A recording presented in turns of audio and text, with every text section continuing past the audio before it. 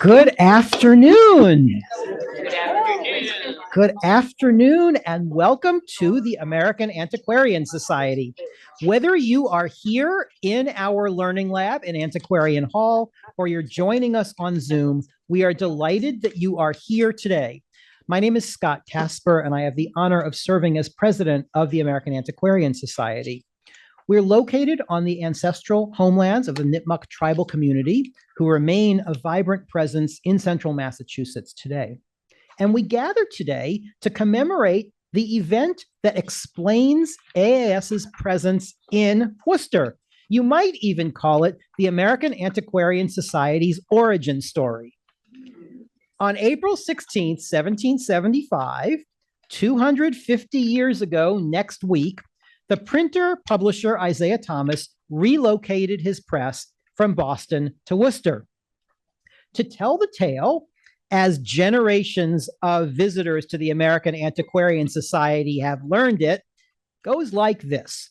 Apprenticed at the age of 6 to Boston printer Zechariah Fowle, Thomas had become a master printer himself by his late teens. He took over Fowle's business by the early 1770s, and in 1771 began the Massachusetts Spy, a newspaper that became a champion of colonial resistance to the British royal government of Massachusetts and the parliamentary acts of the 1770s. The authorities tried various approaches to quiet Thomas's voice. They tried bribing him in the forms of honors or awards, which he declined. They tried getting his creditors to call in his debts, but he had friends who could help pay them. And ultimately, they summoned him before the governor's council, and he declined the summonses. By April 1775, Thomas got word from his friend John Hancock, yes, that John Hancock, that he should move his press somewhere else before the authorities could seize or destroy it. So on the night of April 16th, he disassembled the press, and his friends brought it inland to Worcester, which was then a fairly small town of just a few thousand souls. Thomas did not come with the press because he understood that something would be happening soon at Lexington, and he wanted to get the story. So he stayed on the scene, and then after the battles of Lexington and Concord, he rejoined his press, reassembled in Timothy Bigelow's basement here in Worcester. They hadn't brought paper. So he wrote to John Hancock, who arranged to get this essential staple to Worcester. And now, armed with press and type and ink and paper, Thomas produced the May 3rd, 1775 issue of the Massachusetts Spy, complete with his firsthand account of the events at Lexington. At the bottom of that very first issue, he wrote, This is the first thing ever printed in Worcester. Lest anybody wonder about Thomas's view of the events he witnessed, listen to the opening words of his account in that day's paper. Americans, forever bear in mind the Battle of Lexington, where British troops, unmolested and unprovoked wantonly, in a most inhuman manner, fired upon and killed a number of our countrymen, then robbed them of their provisions, ransacked, plundered, and burnt their houses. Nor could the tears of defenseless women, some of whom were in the pains of childbirth, the cries of helpless babes, nor the prayers of old age confined to beds of sickness, appease their thirst for blood or divert them from their design of murder and robbery. Nonetheless, Thomas vouched for his narrative as follows. To satisfy the expectations of our readers, we have collected from those whose veracity is unquestioned the following account. Then he details the events of April 19th and finally reminds his readers of, and I quote, the savage barbarity exercised upon the bodies in our unfortunate brethren who fell. British soldiers, he wrote, not content with shooting down the unarmed, aged, and infirm, disregarded the cries of the wounded, killing them without mercy and mangling their bodies in the most shocking manner. Needless to say, but he said it anyway, Not one influence of cruelty that we have heard of was committed by our militia. But listening to the merciful dictates of the Christian religion, they breathed higher sentiments of humanity. Like other contemporary newspapers, this first issue also included news from London, reports from Philadelphia and New York, and from provincial congresses around Massachusetts, and an advertisement from Northborough for a lost pack containing shirts, stockings, and provisions. Thomas would spend the rest of his life here in Worcester, another 56 years. He would become Worcester's first citizen, helping establish many of the civic organizations here, some of which exist to this day, and running the new nation's largest publishing firm right here from the heart of the Commonwealth. In 1812, when he realized his ambition to create a historical society and research library of the American past, he founded it here in Worcester. To AAS, he left his already vast collections of American printed matter and also the press on which he had learned his trade, which he called Old Number One, and which is upstairs at the American Antiquarian Society to this day. So the story goes. Isaiah Thomas would be the first to remind us, however, that there's more to learn about the past if you go to the sources. That's why he founded AAS. And that mission has fueled our work for 213 years and counting. To commemorate this 250th anniversary, then, what could be more appropriate than assembling a group of scholars who are studying Isaiah Thomas now to learn from their discoveries and insights? Today's symposium highlights both sides of the American Antiquarian Society's long identity as a research library and a learned society. This afternoon, 7 scholars will share what they've learned about Isaiah Thomas's work, ideas, and context. All have conducted research here in the American Antiquarian Society collections. Most have held research fellowships here. 2 are my colleagues on the AAS staff. Our convening today to hear and discuss their findings continues the tradition of learned societies from their earliest days. Our questions are different. So is our community. In 1812, and frankly, as late as the 1950s, this would have been a gathering entirely of white men. But our purpose echoes Isaiah Thomas's own, to learn together from original research, to advance the republic of knowledge through collegial conversation. To get us started, I'm pleased to introduce the 2 colleagues who will moderate our panels this afternoon, and they will introduce the people on the panels. Nan Wolverton, who will moderate the first panel, is Vice President of Academic and Public Programs here at AAS. Nan has had a distinguished career in public history and material culture studies, having held positions at Old Sturbridge Village, Smith College, Amherst College, and Historic Northampton. She has published on visual and material culture, including most recently in the Oxford Handbook of Emily Dickinson. Over more than a dozen years at AAS, she has directed our Center for Historic American Visual Culture, as well as our fellowship programs, which she continues to direct even now as vice president. Nan has organized today's symposium, for which we all owe her a tremendous debt of thanks, and she'll moderate the first panel. Peter Onuff, who will moderate the second panel, is the Thomas Jefferson Memorial Foundation Professor of History Emeritus at the University of Virginia. He'll be giving the keynote speech at about 6 o'clock tonight. So I'm going to introduce him at greater depth then, but for now, suffice it to say that he is the foremost scholar of Thomas Jefferson over the past 4 decades, having written, co-authored, or edited more than a dozen books on Jefferson and the early republic. Peter Onuff is also a longtime friend of AAS, having served as our Mellon Distinguished Scholar in Residence in 2017-2018. His project that year was The Worlds of Isaiah Thomas. We couldn't ask for 2 better moderators than Nan Wolverton and Peter Onuff. Welcome to you all, and now it's a pleasure to turn the podium over to Nan.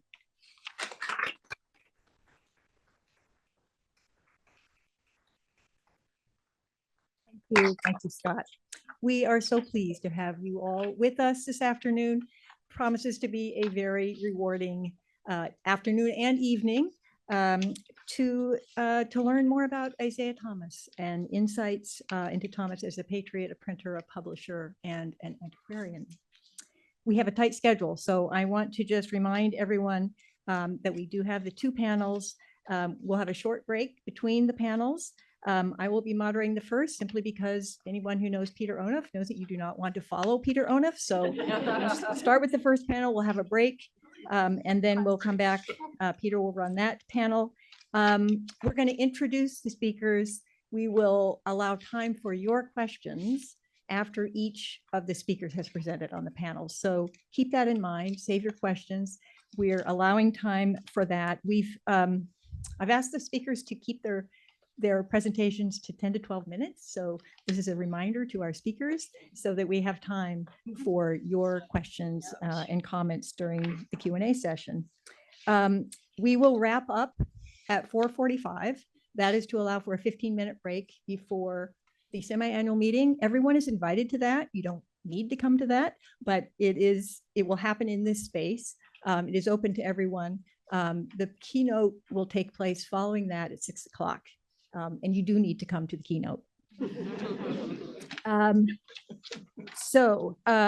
following that, there will be a reception at the Goddard Daniels house across the street. So everything this afternoon takes place in this room. The reception will take place across the street. I want to take just a minute to thank the staff who have helped with this program. We are a lean team, and it takes many hands to make things happen. So I'd like especially to call out Nate Fisk, standing in the doorway, who is our media producer, critical to all that we do. Lauren Havelis, who is in the back on the laptop behind the corner, addressing questions from our Zoom audience, and helped with a lot of the coordination. Jackie Penny, our graphic designer, Caroline Stoffel, our website and online services librarian, and Nick Conte back here, director of IT, all critical to make this happen. As Scott's remarks remind us, we have a reasonable sense here of Isaiah Thomas's story, and many of us in this room have an ongoing interest in that story. We here at AAS tend to celebrate IT's birthday every January by putting a cap on his bust out in the reading room, or a virtual cap on his portrait. It's all very silly, but we thought it would be good to get serious about sharing new insights into Thomas. And so we're excited about this opportunity to share what many of our fellows coming through here have found important to visit that now and to learn from them, particularly at this moment, the 250th anniversary of his bringing the press to Worcester. And of course, there are many others beyond those who are here speaking today who have engaged with Thomas's story, Thomas's materials. So we're limited to just the ones that we could invite to be here with us today.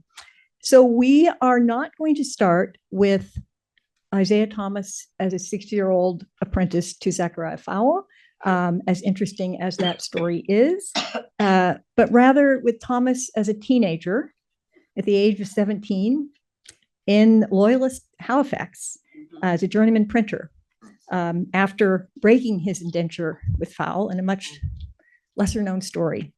And who better to get us started than Jennifer Chuong, who is joining us virtually. Jennifer is a new mother, and a mother of two, actually. So really hard for her to get here in person, but we're delighted that she could join us virtually. And so I will get us started with an introduction for Jennifer, and we'll get underway. Jennifer Chuong is assistant professor of art history at the University of Illinois, Urbana-Champaign. Her research art and material culture of the 18th century British transatlantic world, with particular attention to the ways in which artists think with materials and technical processes. Prior to joining Illinois, she was a junior fellow in the Harvard Society of Fellows and a Terra Foundation postdoctoral teaching fellow at Humboldt University in Berlin. Jennifer was a Drawn to Art Fellow here at AAS in 2016, as at that time a graduate student from Harvard working on a project, Marbling and Projection in Early American Bindings. During that time as a fellow, she spent time with the over-marbling on Thomas's books, pamphlets, and volumes of bound newspapers, and found her protagonist in Isaiah Thomas for that chapter of her dissertation. Currently, Dr. Chuong is working on a book manuscript, Surface Experiments, Art, Nature, and the Making of British America, which recovers the artistic, scientific, and philosophical fascination with surfaces as sites of physical transformation in the 18th century transatlantic world. This book explores a range of experimental surface techniques, including mezzotint engraving, paper marbling, veneer furniture, and oil painting. Recent publications by Jennifer include a co-edited special issue of Journal 18 on the topic of craft, and an article of the engraved portrait of Phyllis Wheatley, and a chapter from which her talk comes today in Material Cultures of the Global 18th Century, edited by Wendy Bellion and Kristen Smetek. Jennifer's talk is titled Tacit Protest, Isaiah Thomas at the Halifax Gazette. Jennifer. Thank you so much, Nan. I'm so delighted to be joining you all, even if it is from a distance, and I really appreciate the work of the AAS staff in making it possible for me to present to you remotely. So I'm going to share my screen and dive right in because I know we are on a tight schedule. So as Nan mentioned, the title of my talk today is Tacit Protest, Isaiah Thomas at the Halifax Gazette. And this talk concerns some kind of interesting acts that Thomas engaged in as a journeyman printer in Nova Scotia at the time when the Stamp Act was implemented. Sorry, I'm just trying to rearrange my screen here. Okay. So, on the 13th of February, 1766, a reader of Halifax's weekly paper might have found a small but striking surprise on the interior page of their morning reading. An inverted British revenue stamp, stabbed by a crude woodcut devil wielding a pitchfork and overprinted with the following message, and I'll fill in the blanks with what I believe is implied here. Scorn and contempt of America pitching down to destruction. Devils clear the way for bastards and stamps. The date of the paper, the word stamps, and most importantly, the revenue stamp itself certify that the scorn and contempt of America was directed towards the 1765 Act for granting and applying certain stamp duties in the British colonies and plantations of in America, better known as the Stamp Act.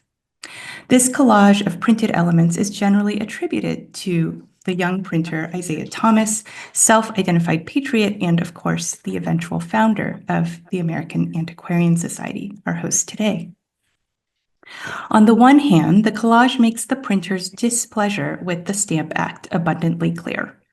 On the other hand, when we examine Thomas's work closely, we find more confusion than clarity. America's scorn and contempt leads to destruction rather than liberty, and the pictured devil works against the textual description by attempting to clear the page of the printed stamp rather than for it, as the text indicates. These inconsistencies might be seen as reinforcing a prevailing impression of the artisan as a subsidiary entity of the revolution, someone who, lacking the knowledge and articulacy of his more well-read contemporaries, played a supporting role in fanning the flames of revolutionary feeling. However, what I want to argue today is that while Thomas and other artisans may have lacked the formal education necessary to translate their feelings of oppression into sophisticated textual arguments, they could wield their own clever means of protest. In this talk, I'll trace Thomas's shift from more explicit, content-based forms of protest to a technical and material-based form that I call tacit protest. This concept plays on two related meanings of the word tacit. First, tacit as embodied knowledge.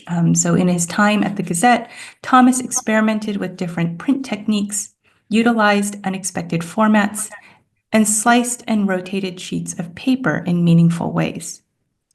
By manipulating materials and techniques, he turned ordinary actions into political statements. However, because he was working in a hostile political environment, Thomas's protests were restrained, subtle, and perhaps deliberately ambiguous. I thus also use tacit here in the related sense of unspoken or implied, because the printer's acts balance a thin line between intention and accident, deliberate act and contingent byproduct, a conundrum for the British officials who wanted to chastise him, as well as historians who might want to summarily characterize him. So to take a step back from this particular example, Thomas's first attempts to protest the Stamp Act were quite direct. Soon after he began work in Anthony Henry's shop in September 1765, quote, a paragraph appeared in the Gazette purporting that the people of Nova Scotia were generally disgusted with the Stamp Act, end quote. And these and a few other quotes are taken from Thomas's own account of his time at the Gazette, which he published in the History of Printing in America. Fresh from the debates of Boston, where colonists openly and violently opposed the Stamp Act, Thomas may not have initially understood how different were the political conditions in Halifax, not to mention the Gazette's dependence on the royal government. Following the publication of this paragraph, Henry was promptly reprimanded, and one assumes that Thomas was in turn, and threatened with the loss of governmental support. With a greater awareness of the risks involved in printing quote-unquote seditious editorials, Thomas adjusted his tactics. He reprinted accounts of Southern colonial protests, claiming therefore to simply be reporting the news of the day. And when he approximated the Pennsylvania Journal's dramatic tombstone edition, which we see here on the left, he claimed he was merely responding to readers' requests. And we can see also that his approximation is quite a bit more toned down than the Pennsylvania Journal edition. When these efforts still triggered scrutiny, Thomas turned to yet more subtle acts. Rather than describing or picturing dissatisfaction with the Stamp Act outright, he sought to undermine the stamped paper's authority by manipulating the material itself. The next notable incident in Thomas's history of printing occurred after the stamped paper arrived in Halifax. Quote, it was discovered that this paper was divested of the stamps. Not one remained. They had been cut off or destroyed, end quote. Though Thomas's account claims that he trimmed all the sheets in one kind of dramatic revolutionary act, the evidence suggests that he simply sliced them in half. So just to kind of go back for a moment, this is my diagram of a full-size sheet of stamped paper. And typically, the Halifax Gazette was a 4-page paper, so it would be folded in half, and the stamp would appear on the front right-hand, the front page on the lower right margin of the paper. But sometimes there wasn't enough news in Halifax to fill up a 4-page newspaper, and so the paper instead would issue a 2-page paper. And in order to do that, they would cut a full-size sheet in half. And of course, as a result, half of those sheets would have the stamp and half of them wouldn't. Between December and March, 2/3 of the Gazette appeared as half sheets. And so here we can see a 2-page paper that has the stamp, and here is a 2-page paper that does not. On the one hand, the mixed pattern of half-sheet and full-sheet issues over this period suggests that this stratagem had more to do with the quantity of news rather than a political agenda. On the other hand, it may be that it was just in this slippage between pragmatics and politics that Thomas explored the parameters of tacit protest. In addition to being sometimes 2, sometimes 4 pages, the Gazette issues from December 19th onward feature other notable irregularities. In at least 2 instances, 2-page issues that are missing the official stamp instead feature a small skull and crossbones. So we see an example of that here. And I think what Thomas is trying to do is to increase the resemblance to the Pennsylvania Journal. And in one known instance, which we saw at the opening of this talk, the stamp appears upside down on the interior of the paper and is surrounded by textual and visual annotations that make the printer's antagonism towards the new duty abundantly clear. So as I mentioned earlier, the specific content of this intervention is somewhat muddled. So I want to kind of take the focus away from that for a moment and to draw your attention instead to something that seems a little bit more cryptic, which is its upside down placement on the interior of the paper. To explain its significance, we need to understand the way in which the Stamp Act, besides incurring a cost on printers, also exerted increased control over the kind of paper that was used to print colonial news and the way in which it was used. To maintain control over the printing matrices and dies, the Stamp Office decided that it would stamp the paper in London before packaging it and shipping it to the colonies. The Stamp Act thus both required printers to purchase more expensive English paper and also imparted an official orientation to blank or directionless sheets of paper. So going back to my diagrams, this is kind of abstract representation of a blank sheet of paper. And here we see once it has the stamp, there's a certain orientation that's implied.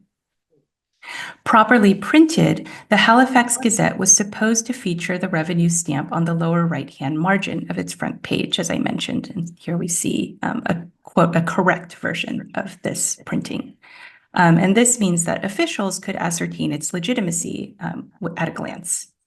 But short of placing an official in every print shop, this could not be mandated. On at least one occasion, it seems, Thomas took a stack or at least a sheet of stamped paper, rotated it 180 degrees, flipped it upside down, and then ran it through the press.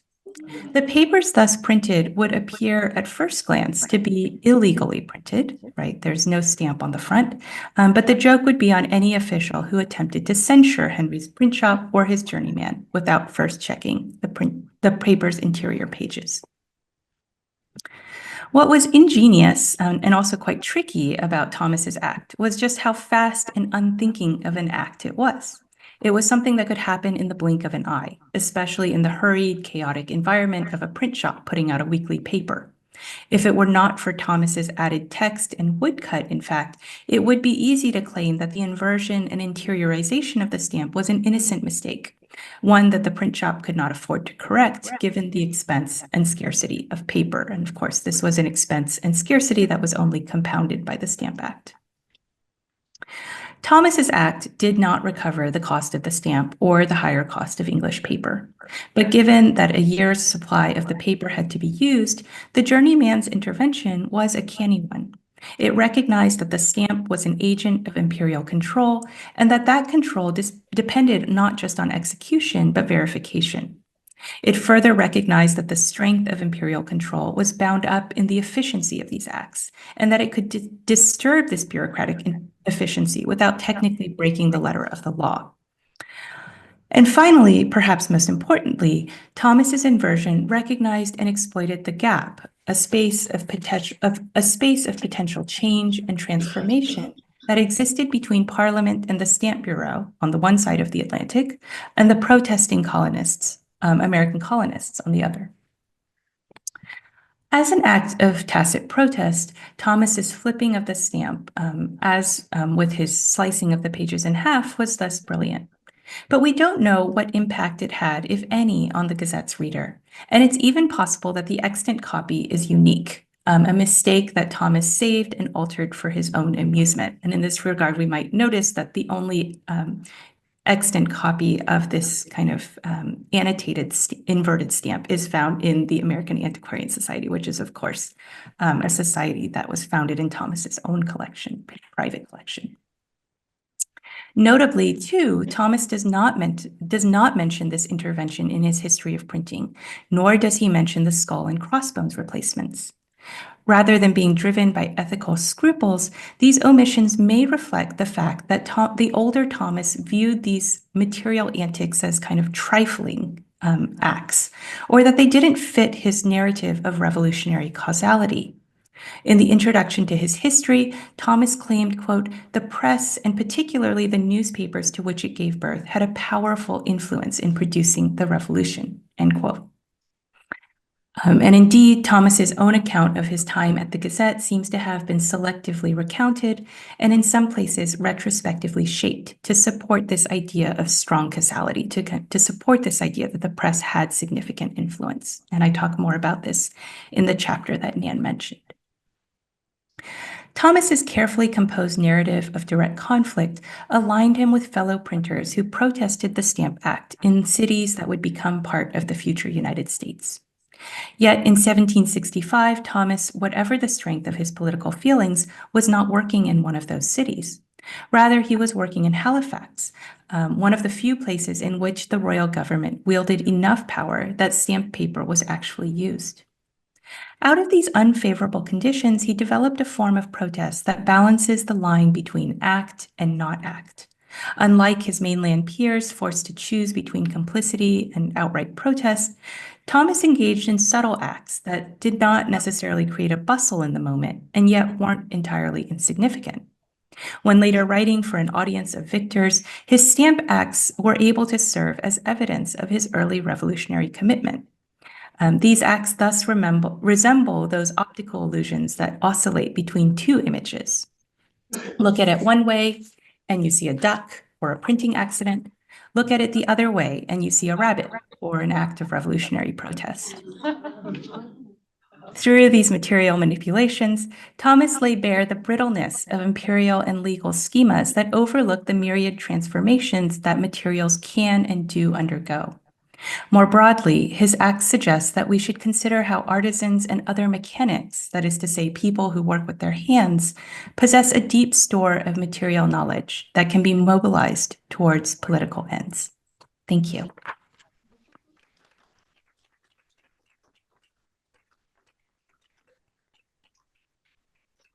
Thank you so much, Jennifer. Our next presenter is Joe Edelman. Joe is professor of history at Framingham State University and associate editor of the New England Quarterly.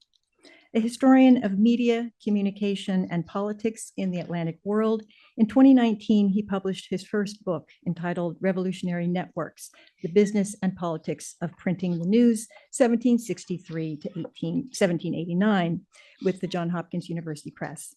The book was awarded an honorable mention for the 2019 St. Louis Mercantile Library Prize from the Bibliographical Society of America. Joe is now at work on a history of the post office in America, so we look forward to that. He has held fellowships and grants from the American Philosophical Society, the Gilder Lehrman Institute for American History, and the Library Company of Philadelphia, as well as at the American Antiquarian Society, where he held both a short-term Botine Fellowship back in 2007 and a long-term NEH Fellowship back in 2011-12. Both fellowships informed his 2019 book. He has presented and published broadly, including in the journals Enterprise and Society, Early American Studies, Slate, TheAtlantic.com, and The Washington Post. Joe was elected to membership at the Society in 2019, and the title of his talk is Open to All, Influenced by None, Isaiah Thomas and the Idea of a Free Press. So.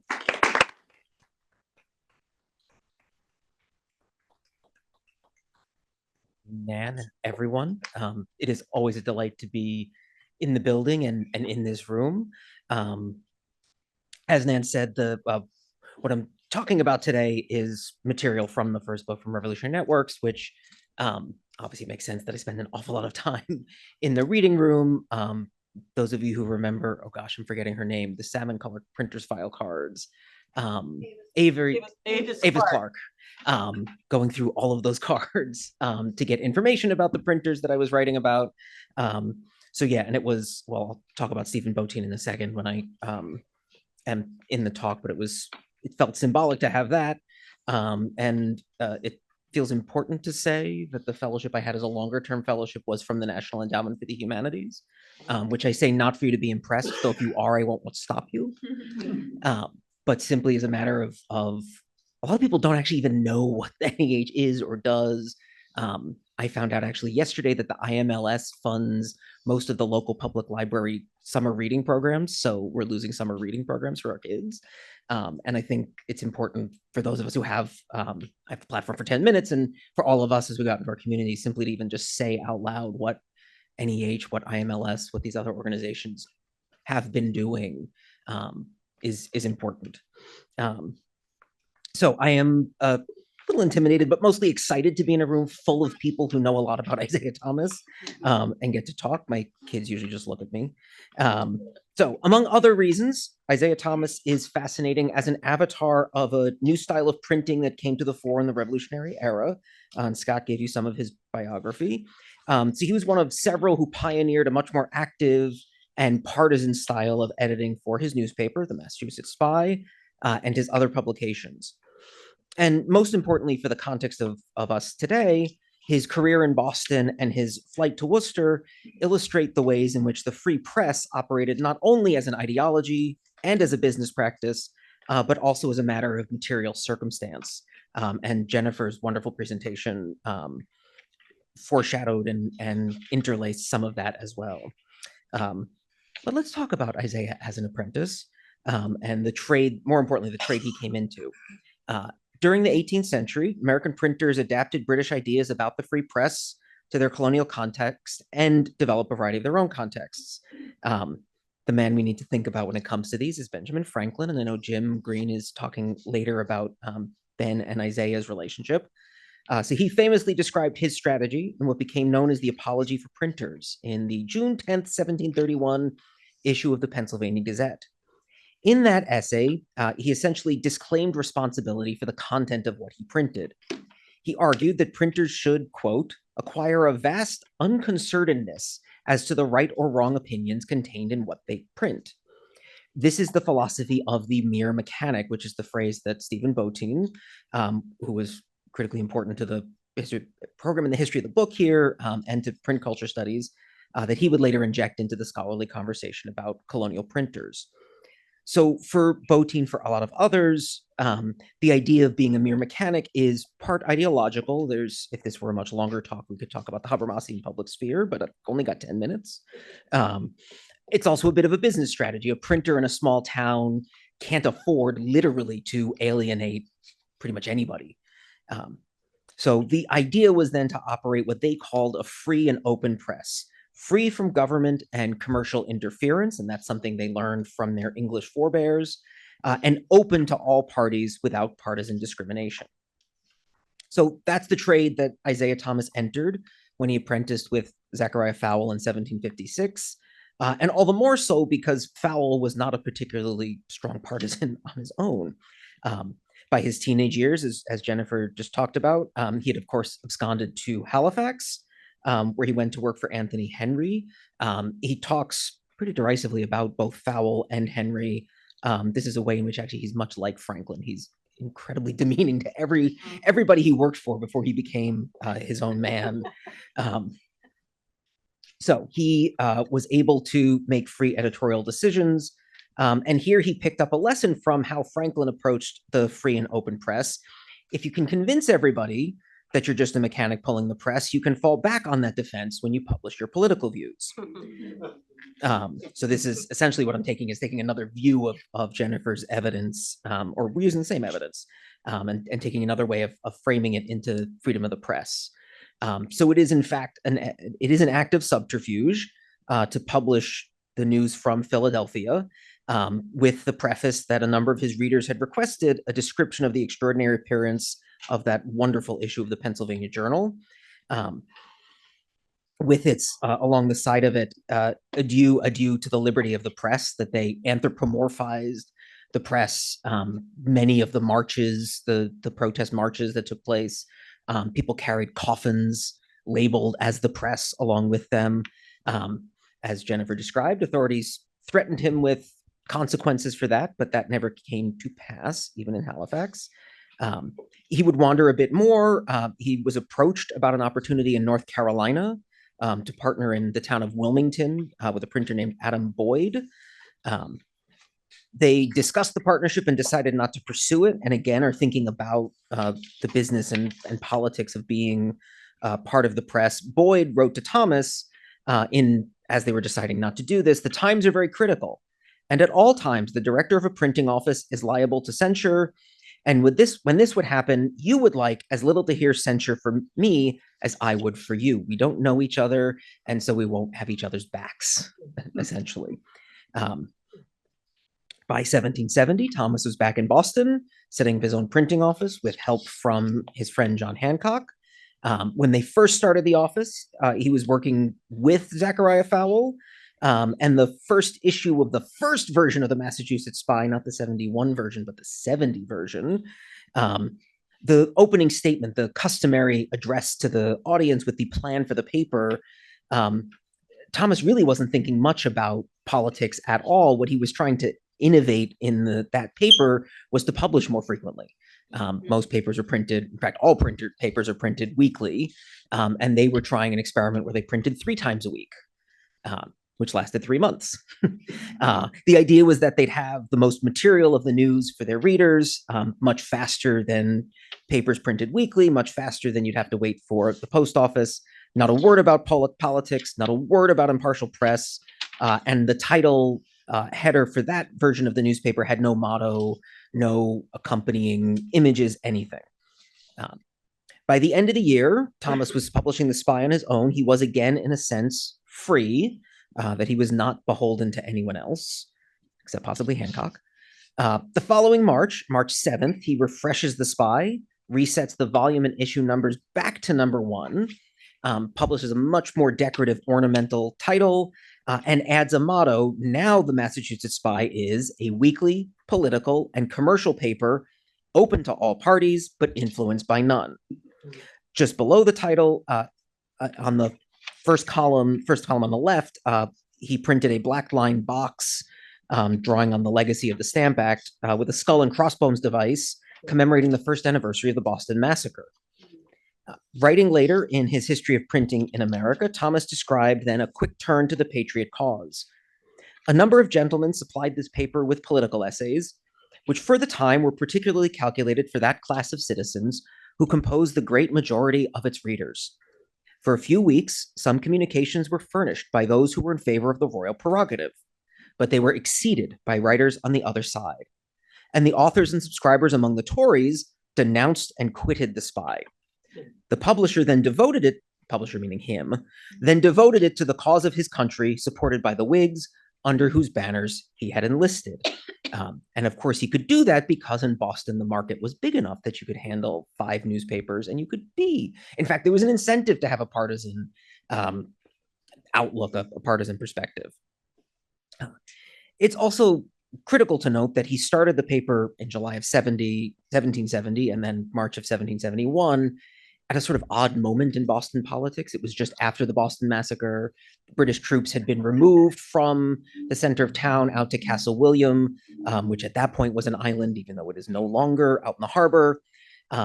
So he was at a moment of relative physical freedom from imperial power on the Boston streets.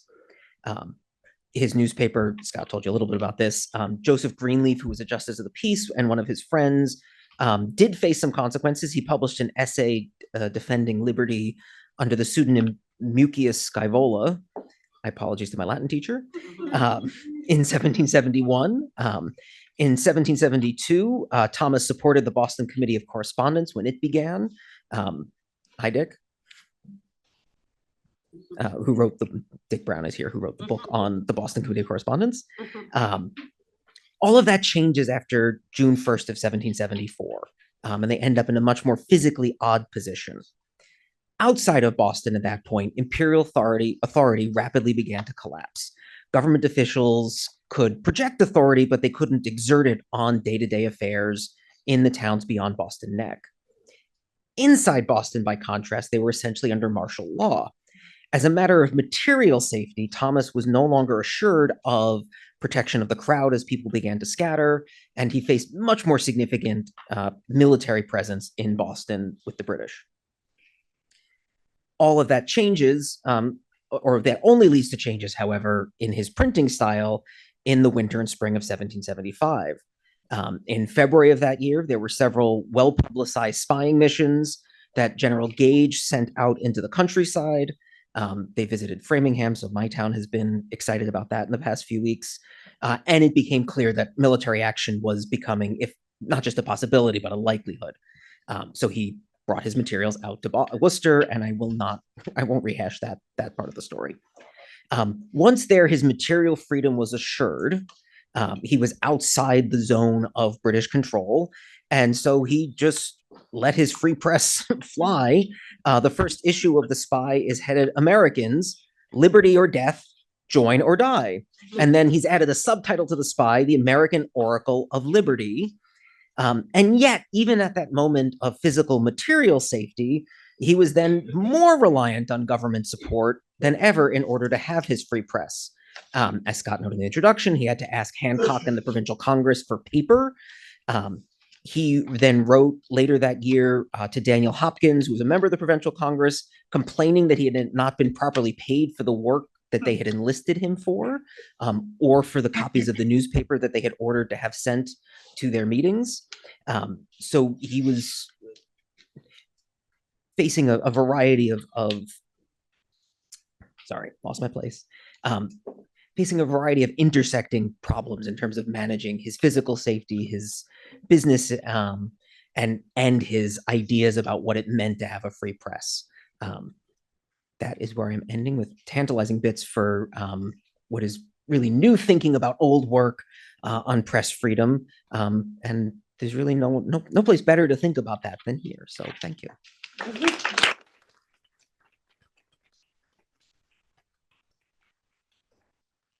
Joe. Our third and final speaker for this panel is Grant Stanton, who is an assistant professor of history and Africana studies at Drew University. His research interests range widely across the landscape of early American and Atlantic history, with a focus on the contributions Black actors made to the creation of the modern world. Grant's work has been accepted for publication in peer-reviewed popular and digital outlets, including Early American Studies, Pennsylvania Magazine of History and Biography, the Boston Globe, the Washington Post, the Slavery Law and Power Project, Early American Studies Miscellany, and the Magazine of Early American Datasets.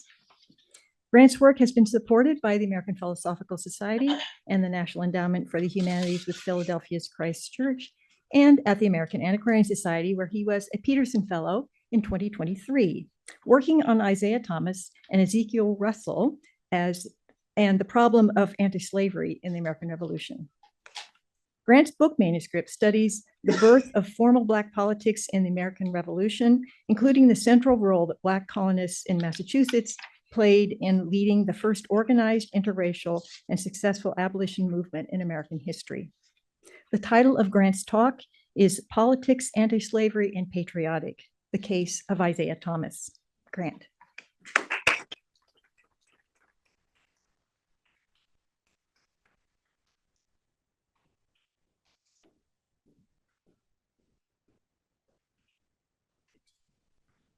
Thank you, Nan, very much for that lovely introduction. Thank you, everyone at the AAS, for inviting and having me here, and everyone for attending this talk, and my colleagues for sharing their research and their own findings on Isaiah Thomas from the amazing opportunities we've all enjoyed here at the American Antiquarian Society. I'm not going to get too maudlin here, but this, I say without exaggeration, my time as a Peterson Fellow, short-term fellowship here at the AAS, was by far the best research experience I've ever had. Not least of which is that I didn't have to live in a rickety Airbnb in an unsafe neighborhood, but rather in a wonderful building just up the street from the archive. I'm just going to dive right in, and not lest I bury the lead. As you might be able to gather from the title of my talk, during my time at the AAS, I found out that Isaiah Thomas was in fact one of the most, if not the most prolific publishers of anti-slavery sentiment and Black authors in this period between 1770 and 1775 in British North America, far outpacing even his peers in the conventional stronghold of anti-slavery sentiment, Philadelphia. Perhaps he was even the most prolific publisher of such statements and such authors in the British Empire during these years. This is incredible. This is also shocking for those of you who are familiar with recent literature that's come out on the American Revolution from Pulitzer Prize winning authors who insist that anti-slavery didn't have a very profound place in the movement for independence from Great Britain. Here you can see, this is only just a sample of newspapers. This was too much even to fit onto this screen, so I don't have the entirety of British North America here, but just Isaiah Thomas's Massachusetts Spy here all the way on the right, along with other papers published in Massachusetts. And then of course, he was also involved in the publication of the short-lived Essex Journal and Merrimack Packet, rather the short-lived Royal American Magazine and the Essex Journal and Merrimack Packet he was involved with for a short time, most of which those anti-slavery articles appeared in his affiliation with it. As you can see, he has overwhelmingly, these are also from 1764, 1775. In the short years that he established his paper, especially on his own, about 40 some odd articles, op-eds, advertisements against the expansion of slavery, against the continuation of the slave trade in the British Empire, and specifically advocating for the death of slavery in his home colony turned state of Massachusetts, particularly by publishing a group of Black men with whom I found out he was heavily affiliated with as they campaigned for the abolition of slavery in Massachusetts. Again, this would be shocking to find out if you were to read most of the current literature on slavery and anti-slavery in the American Revolution. One such scholar in a Pulitzer Prize-winning book referred to only Quakers and a few other whites who turned against slavery at this time. Isaiah Thomas was exceptional in this respect, as he was in so many others. But my argument is that while still being exceptional and leading the pack here, he was not unique among Massachusettsans. He was part of a time and place where serious questions were rising across white Americans across the board in the colony, in the state, against the perpetuation of chattel slavery. Mostly, though, he plays second fiddle to the role of these Black men and women who ensured that slavery died in the state, providing them essential logistical and financial support in their efforts to abolish this heinous institution.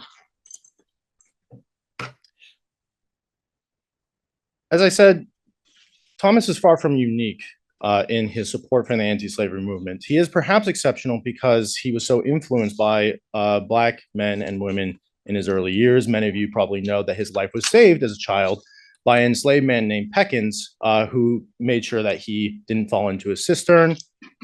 I suspect he was also taught the tricks of his trade as a printer, as a typesetter, as a woodcutter, also by the Black man who often worked in Zechariah Fowles' office, who he loaned off from his brother Daniel Primus. And also he might have even been influenced by a profoundly talented woodcutter and typesetter by the name of Peter, who worked for the Boston Evening Post. This might help explain why he was so particularly committed to publishing anti-slavery sentiment during the lead up to the American Revolution. But as I said again, and here we have a bit closer an idea, this is kind of a zoom up of the previous slide of some of these anti-slavery publications. His publication was far from alone in giving new voice to these anti-slavery sentiments. Here in this first table, this is really before his paper gets underway. As you can see here, he just gets started, especially once he establishes the paper under his own rights away from Zechariah Fowle in 1771. The Boston Gazette, the other leading Patriot paper in Massachusetts, also published substantially on slavery, against slavery during this time. And even those affiliated with the government, that is to say the royal government with Great Britain, published largely against slavery itself. And they did so in support of the independence, or not necessarily the independence movement, but in support of colonial rights versus Great Britain, accusing the British of sustaining the slave trade, of implanting slavery in America, and also for acting against and prohibiting Patriot white-led efforts to abolish the slave trade and slavery in Massachusetts during the 1760s. In 1772, a man named James Somerset, a Black man, enslaved person who belonged to a British official who had lived in Boston for the last 3 years of his times in the colonies, he was brought to England and sued for his freedom. This case has widely been seen and construed as being deeply unpopular among American patriots and the proto-independence movement in British North America, something that would have made it awkward for Americans who are championing liberty while holding other persons in chains. Most historians have concluded that this case, once it was reported, it was a huge deal across the British Atlantic. They argue that Bostonians writ large either ignored this case of this famous freedom suer who had been in their own town for several years, or even tried to push back against it and that they say that this was a huge contributing cause to Americans being pushed away from Great Britain because slavery was under threat. My research here at the AAS has shown that, in fact, overwhelmingly, as you can tell, the response to this famous freedom suit was positive, and no one more so than Isaiah Thomas himself celebrated one of the biggest, if not the most important judicial cases in British history on the status of slavery in the British Empire. He hailed it as a glorious prospect for freedom. He advertised on it extensively. Unlike his peers who also advertised or who reported on and provided details on pro-slavery arguments made against Somerset in his case for freedom, Thomas only reported on those arguments made in his favor. Eventually, he was involved in the publication of a full-length pamphlet of the anti-slavery arguments amassed in Somerset's favor, saying that slavery should not only be abolished in British North America and the Caribbean, but in the entire British Empire. Most historians, including another award-winning, won the National Book Award last year, research has maintained the story that even Isaiah Thomas and Boston's Patriots pushed back against Somerset and its implications. They were desperately afraid of its consequences for hurting slavery in British North America. This is far from the case. Thomas was exceptional, again, but he mostly walked in lockstep with his fellow Bay colonists. For generations, slavery had been seen as something that was a bad thing in Massachusetts. This is a bit complicated because on the one hand, this helps white colonists during the Revolutionary era to see the hypocrisy of their actions between holding slaves, in fact, in their colony and their long-held hostility towards the practice and towards treating human beings like chattel goods.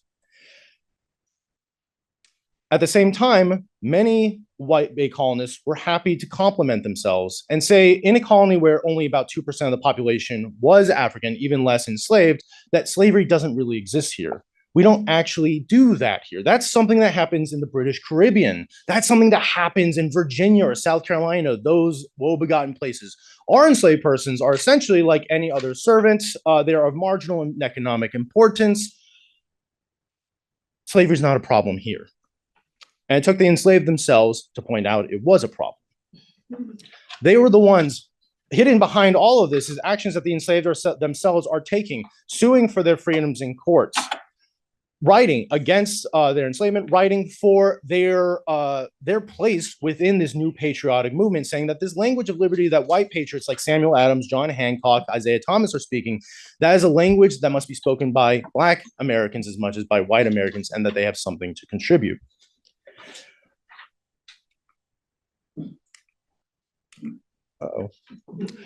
Unfortunately, the story isn't always pretty. And Isaiah Thomas is a complicated figure, as were most white Massachusetts. For one, for being complacent in their engagement with slavery.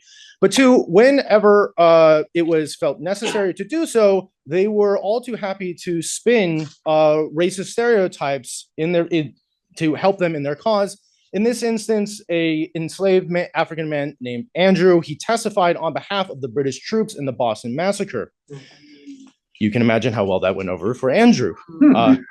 Isaiah Thomas here, in what I suspect was a pair of acrostics that he himself might very well have authored, lambasted Andrew in some of the worst language that came out of this moment, as a naughty Black, quote unquote, as a liar, as someone who is uneducated, illiterate, someone who British authorities and the courts should not pay attention to when saying, actually, it was the Bostonians who were responsible for the horrid events that happened on March 5th, 1770. This represents a small minority of Thomas's publication efforts with reference to Black individuals and to slavery in the lead up to the American Revolution. Nevertheless, they're not, he was happy to recur to such themes again and again in 1775 when Lord Dunmore of Virginia famously offered African enslaved persons in Virginia to join his cause and the British troops. he was at pains to cast Dunmore as a Negro kidnapper, as a thief, as this black general, using other racist stereotypes against him, almost implying that the ideal of emancipation that Thomas himself had done so much to contribute to might be that he had been contributing to such kidnapping himself by encouraging enslaved persons to question their status in bondage. As I said, though, this represents a fairly small aspect of his publication corpus in these years. Besides his print publication, which by 1775 was the most well-circulated paper in New England, over twice as popular as the Boston Gazette and the Boston Newsletter, his two closest competitors combined, perhaps because of his ardent anti-slavery advocacy, which turned out to be rather popular among Massachusetts population from east to west.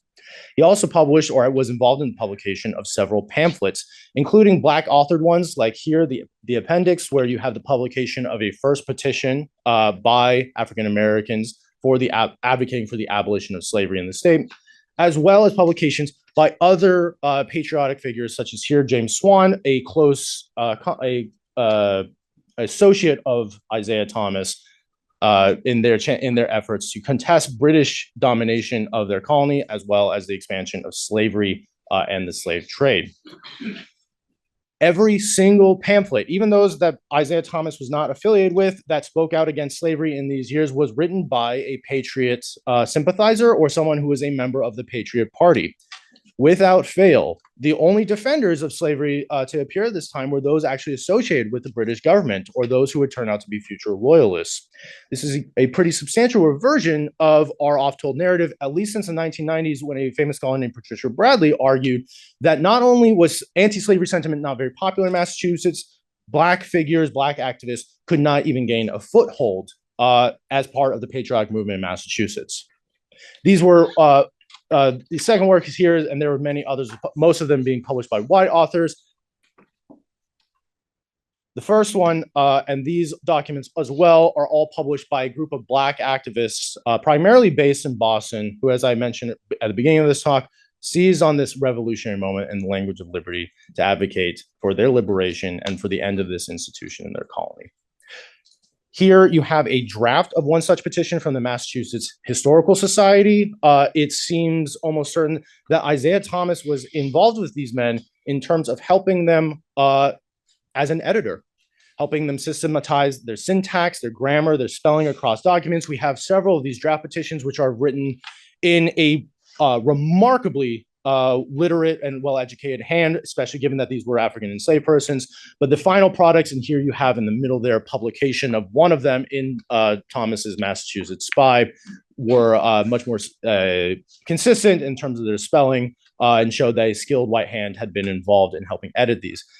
Most remarkably, and one of the clearest cut instances that Isaiah Thomas was likely involved in the production of these petitions or in some way of editing them was that on the same day their petition was read, which no one outside of the court should have known, he had published an accompanying piece by someone who had apparently read one of these petitions before it was ever introduced to the House, endorsing the petition, saying that white patriots must join hands with Black patriots as they pursue their rights and liberties.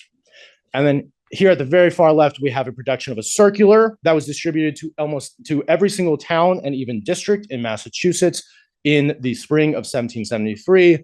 I strongly suspect, for several reasons, that Thomas was involved in this endeavor as well. This would have been quite costly to have printed out so many of these leaflets. This would not have been cheap or free unless maybe Thomas was providing this work pro bono or at a significant discount to these enslaved men who might not have had these resources to pay for this. Also, though, in several telling signs, particularly in the T's, C's, and those S's that looks like F's in the colonial typeset of the time, all of those are pretty distinct and show remarkable similarities to Thomas's other publications of pamphlets and his newspaper, suggesting he was almost certainly the one who helped publish these circulars. These went across Massachusetts and were endorsed by towns throughout the colony.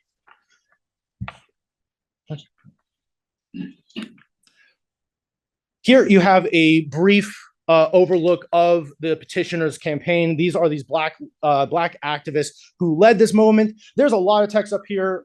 Mostly what's important is that year by year, week by week, month by month, you can see the progress of these petitions, and the Massachusetts Spy published on and reported on these men and their activities more so than did any other. They also received support, not just from Isaiah Thomas, but also from figures such as Samuel Adams, John Hancock, Robert Tree Payne, John Pickering, the creme de la creme of the Patriots, of the Patriot leadership in Boston and Massachusetts.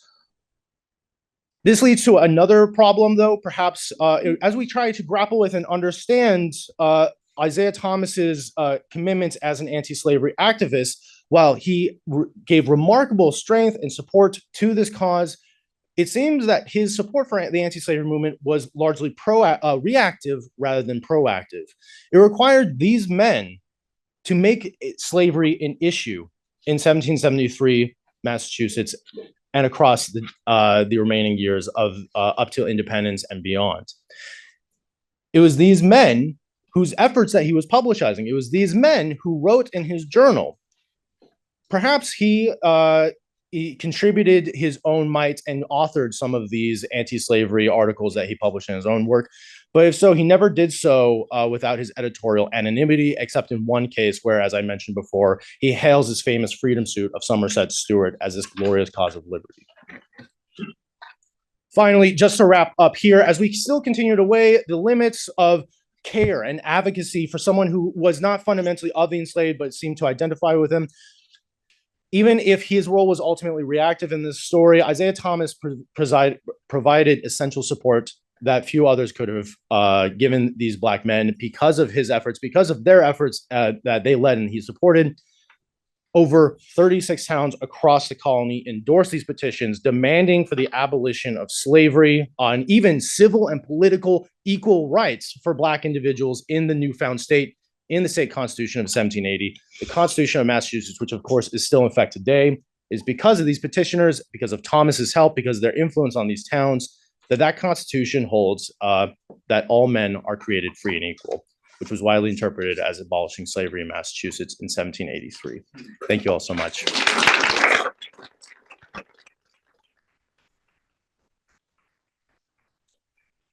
Right, thank you to all of our presenters. We have just a very few minutes for questions, comments. I think I would like to ask Grant and Joe to come up.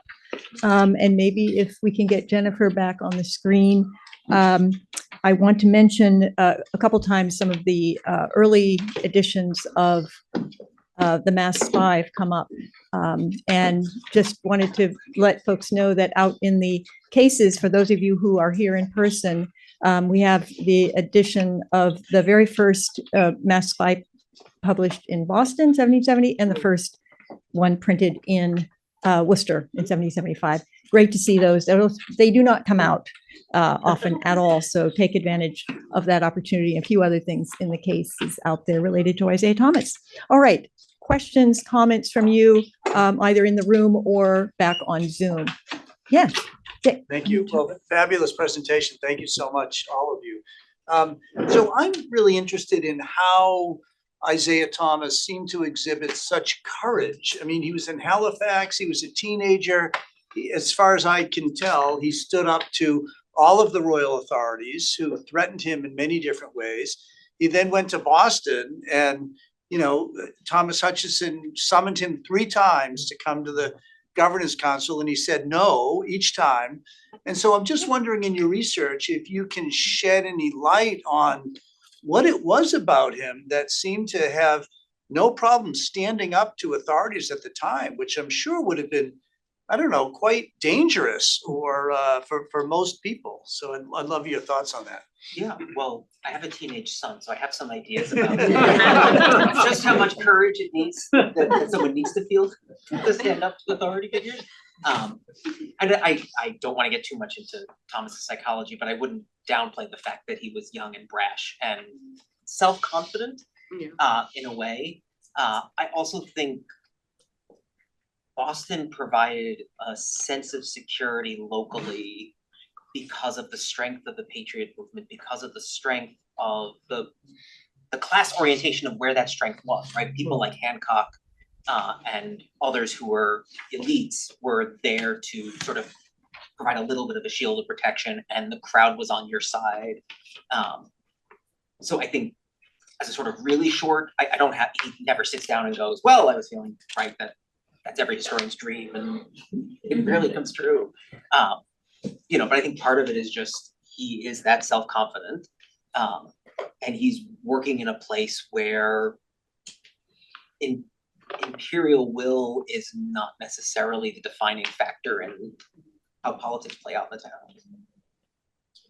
I absolutely agree with Joe's answer, and I think it is helpful to keep in mind the contrast between his actions in Halifax and his later actions in Boston.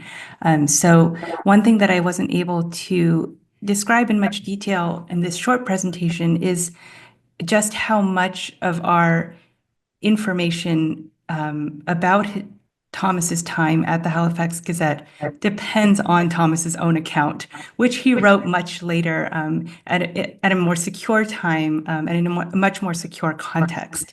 And if we compare some of the things that Thomas says in the history of printing in America to the actual evidence presented by the papers, by the Halifax Gazette itself, we do see that his actions were not quite as forthright as he later makes them out to be. So I think that the need for this kind of supportive context is really important thing to keep in mind. Thank you. Dora. Grant, did I hear you say that the Massachusetts spy had a wider, broader circulation in Massachusetts? How did he affect that? So not just Massachusetts, but New England. Yeah, good. It was only rivaled by maybe one or two papers in Philadelphia and New York, and a remarkable success. I think, you know, as Joe was talking about with the techniques that he was willing to employ, in terms, you know, the experiment ultimately failed in terms of publishing something weekly. But you can also tell he jams in information. The Boston Gazette, simply, you know, his kind of peer, rival, but also companion Patriot journal doesn't publish nearly the same amount of information as the Massachusetts Spy was in, especially in the later years, 1773, 1774, 1775. There's more columns and text gets smaller and smaller. By 1775, I you know, I have to have a microscope to read some of the text that he just managed to shove in there. And he's able, you know, through that to report on so much more news and so much more content, including also things that were really quite novel, like these freedom petitioners, like the Somerset case. The Boston Gazette was also, both were very partisan and very intentional about what was being published. Just as, you know, Sam Adams would be in the back rooms of the Boston Gazette, making sure talking about what they're printing, he was also meeting in Thomas's office to strategize. The Boston Gazette was almost self-consciously, I think, much more of a looking towards local politics, especially as Dr. Brown's book aptly shows, was very concerned with amassing support from Western Massachusetts. I think Thomas's Spy could appeal to a much larger audience because of that. Thank you. We have another question up here, Bob. He ran away and then came back. Was he in trouble? Yeah. If he ran away, that's from his apprenticeship, and came back, was he in trouble initially? So I'm sure Jennifer has much to say on this too. He gets caught because his wood cutting and his typesetting is so good that Zechariah Fowle recognizes it. Ultimately, they come to a court. I don't know if Jennifer, you want to say more? Nope. I think that sums it up. It is interesting that one of Thomas's claims, again, in the history of printing, is that he breaks his indenture in order to seek better training. So he's actually on his way to England when he has to stop in Nova Scotia because of a lack of funds.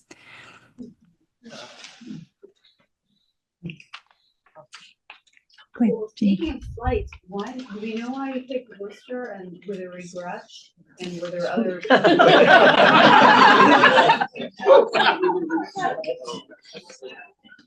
North I've never heard any criticisms of Worcester.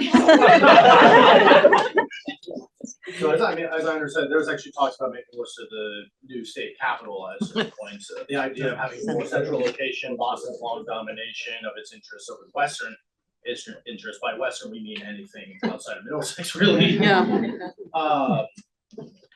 So I think there's like strategies for that. It also been a longstanding Patriot hotbed in the West, which was a huge problem, trying to gin up support from the Western counties and cities. Worcester was also a leading city for the anti-slavery movement, at least sending out instructions, which were published in Boston, saying we're against taxation, we're against the Stamp Act, we're against the council duties, also we're against the slave trade. So I think, probably there was already an established kind of community there for him to help move the center of power to, and maybe some patriots were thinking this might be a good idea to also, maybe over the long run, look to Worcester as something as a central place to help unify the state. They don't do that, and we have Shays Rebellion, maybe as a result. So I'm keeping an eye on the time here, and I do want us to be able to start the second panel at 3:30. If you need to take a break, please do. I think we'll do one more question just because we got started a little bit late, and I see that Roz has her hand up, please. Thanks. Grant, I've always been puzzled by Jefferson's, in the Declaration, accusation that the British essentially forced slavery on the colonies. I've never understood sort of where that came from. Did it come from the argument around Somerset that Thomas, is there any tie between Jefferson's logic there and what Thomas was doing? Yes. So the way I describe it in my larger work, the forthcoming book, is myths that white colonists were telling themselves. Like Massachusetts, Bay colonists, Bay staters are telling themselves slavery never really existed there, even when it did exist, and then after the Constitution supposedly got rid of it immediately. Jefferson's being quite partisan in making that claim. He is very well aware of that the story is more complicated than that. But he's also, Massachusetts was not alone in moving against slavery and the slave trade. Even Virginia, North Carolina, Maryland, everywhere except South Carolina and Georgia made significant moves against slavery at this time. The realization of the contradictions between language and action was apparent. So Jefferson was doing spin work there. And I think he had a lot more reason to do so than did someone like Thomas. I think that's a big problem historians have had in trying to make sense of anti-slavery activism in Massachusetts. Is like, oh, well, colonists should be embarrassed about this. Not in Massachusetts, where you had 2% enslaved population. In fact, I've been crunching numbers. I think by 1771, maybe as much as 60%, at least 49% of Boston's Black population was free by the opening years of the 1770s. It was not a huge sticking point for them, right? But it is something that, with the encouragement of enslaved persons themselves, like Somerset, like these freedom petitioners, they can make a huge issue about. And Thomas Jefferson sincerely believed himself that he was against slavery. I think a lot of observers today no longer agree with that summation. They think that's a little too self-complimentary, right? But he was absolutely convinced that slavery was a bad thing and that he stood against it. I know there are a lot more questions. I know I have questions myself, but in the interest of time, I think let's just please thank our three presenters.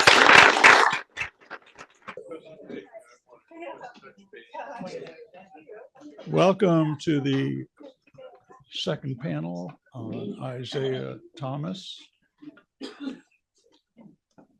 printer, publisher, antiquarian. I've already been introduced. I'm Peter Onuf, and you'll be hearing from me later.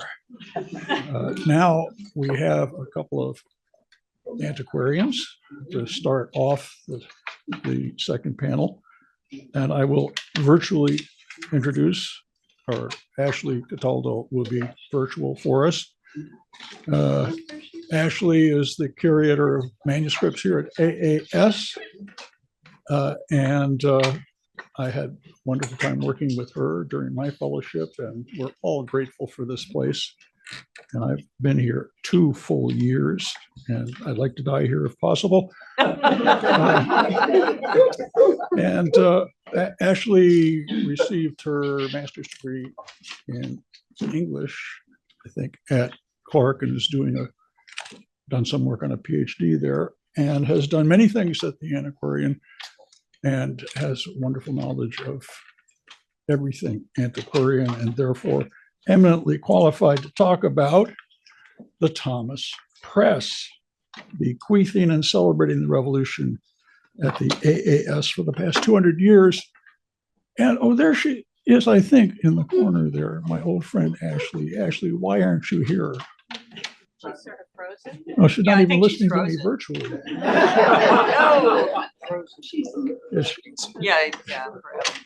that's a recording. I mean, she's gonna, this is gonna be recorded. Recorded. She is actually, yes. She is live recording. Oh, okay. Wow, adding to the job. All right, Ashley. Hi everyone, I'm Ashley Cataldo. I am the curator of manuscripts here at AAS. Really happy to be here virtually today. Wish I could be there in person to join in on all the celebrations. But also because even though I do talk to myself a lot, talking to yourself on Zoom is not the easiest thing to do. But I will just get started. Collecting the Revolution at AAS technically began in 1812 when Thomas founded the American Antiquarian Society, but in truth, it started long before that. We have this great story at AAS about Thomas moving his press from Boston to Worcester on the eve of the Revolution, as we say in our public tours, and I'm sure many times this weekend, setting up the press in Worcester in a blacksmith's shop and setting out to print the revolutionary word with the Massachusetts spy. He printed the paper and also the most probably important account of the Battle of Lexington and Concord in Worcester, when Worcester was for a period the seat of the printing for the Provincial Congress. Thomas used the press, we say, between 1770 and 1776 as his sole press before acquiring others in Worcester and Boston and then retiring in the 18 teens. The press sits on AAS's balcony today. Really, it's enshrined up there and has been for many years. As Jesse Erickson, curator of books at the Morgan Library, points out, scenes like this could be viewed as bibliophilic temples devoted less to fresh scholarship and more to the storied legacies of the founding collectors. As he says, the enduring posthumous presence of these collectors is edified in portraits and busts that decorate the walls and corners. And I would say that it seems like the sentence was written for this scene. Visitors can go upstairs to look at this press when they enter the building on any given day. And in fact, it's one of the only objects, or maybe the only object, that they can really see without going on a public tour. When people see it, they're really in awe in this bibliophilic temple, probably mostly because the press is so old and so big and still standing. But what's missing from the picture are the many scholars who actually do produce fresh scholarship in the middle of this specific bibliophilic temple. The Thomas Press is in some ways a representation or celebration of the ways that so many once and current fresh historians who have worked in AAS's bibliophilic temple have celebrated the role of print in the Revolution, from people like Bernard Balin to Timothy Breen and my fellow panelists today. But the press is an interesting object to celebrate, considering there are some slight doubts about its origins. What isn't typically told and what's barely known about this object is that the press sat in pieces in Isaiah Thomas's basement for probably 30 years until it was donated to the AAS in his will, along with his composing stick. Before the press, of course, had come Thomas's personal library and manuscripts and newspapers at AAS's founding in 1812. So the press had to be put back together upon its donation to AAS in 1834, a time that I'm sure is familiar to many of you as a time of memorializing the Revolution at the 50th anniversary of independence. This was a time when so many who were personally involved with the Revolution were passing away. Years later, experts who examined the press and researched it at the bicentennial indicated that they actually weren't 100% certain that this was the press that Thomas used and donated in 1834. The story is complicated by the fact that AAS's librarian in 1840, only 6 years after the donation of the Thomas Press, mentions that a Franklin press was donated to AAS, never to be mentioned in the archives again. The Isaiah Thomas Press again pops up in the literature when it was exhibited at the Philadelphia Centennial Exposition in 1876, even though information from the exposition says that it's a slightly physically different press from the Isaiah Thomas Press on display today. The reason why we say that this press was the press that Thomas brought to Worcester is a piece of paper that says number 1. Number 1 is what Isaiah Thomas calls one of his presses in his 1796 accounts of stock, which you can see here. The paper, this number 1, was adhered to the press when it was restored, when the press was restored in 1976. But after this piece of paper was removed from the press for preservation purposes, it was actually lost for many years, separated from the press. It ended up being in a stack of paper that I almost threw away one day. In a stack, inside a stack, and moved from one place to another when we had stacks additions and staff changes. Number 1 was sadly misplaced and forgotten about. And again, this number 1 is the one thing that connects the press on display today to the Revolution. Of course, we have documentary evidence that number 1 was adhered to the press, if that's genuine. Half joking here. What was also in that pile of papers were a bunch of scraps of old paper that were also removed from the press when it was restored at the bicentennial, and here they are.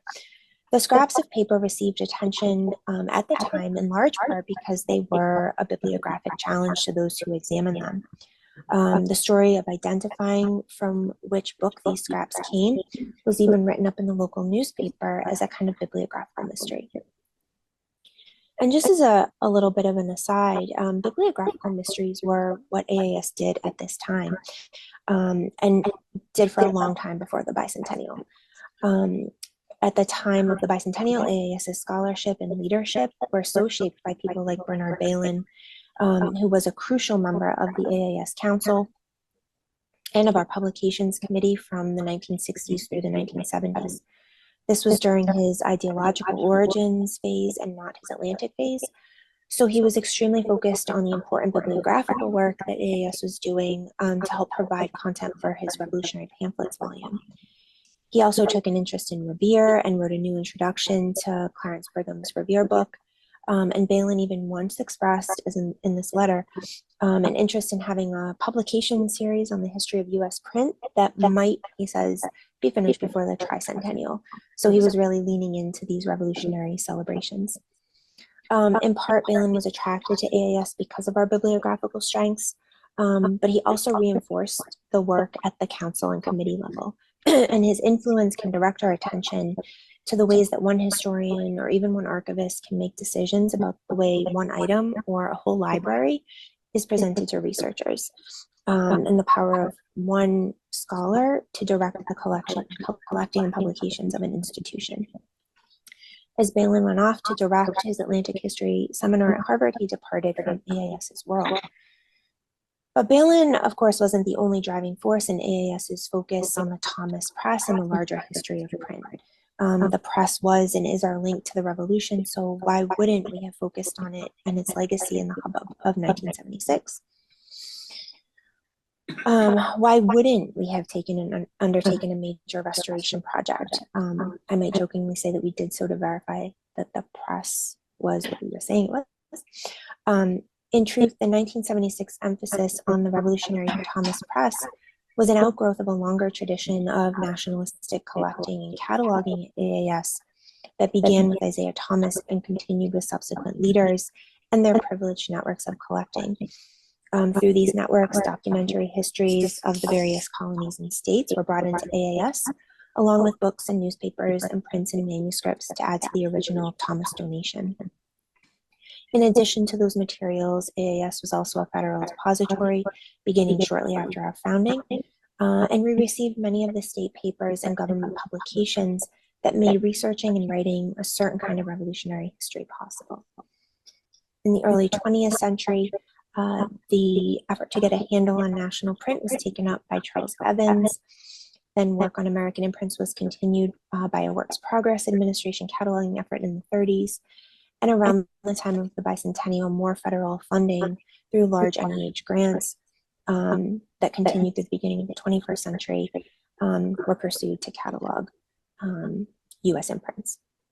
And of course, there are many other stories to be told about the Isaiah Thomas Press beyond the bibliographical mysteries. For instance, the lives lived behind the press, the lives of printers, both Black and white, for whom the ink and paper fibers present in those scraps are traces of hard labor, and whose work AAS member John Sengen has written so smartly about.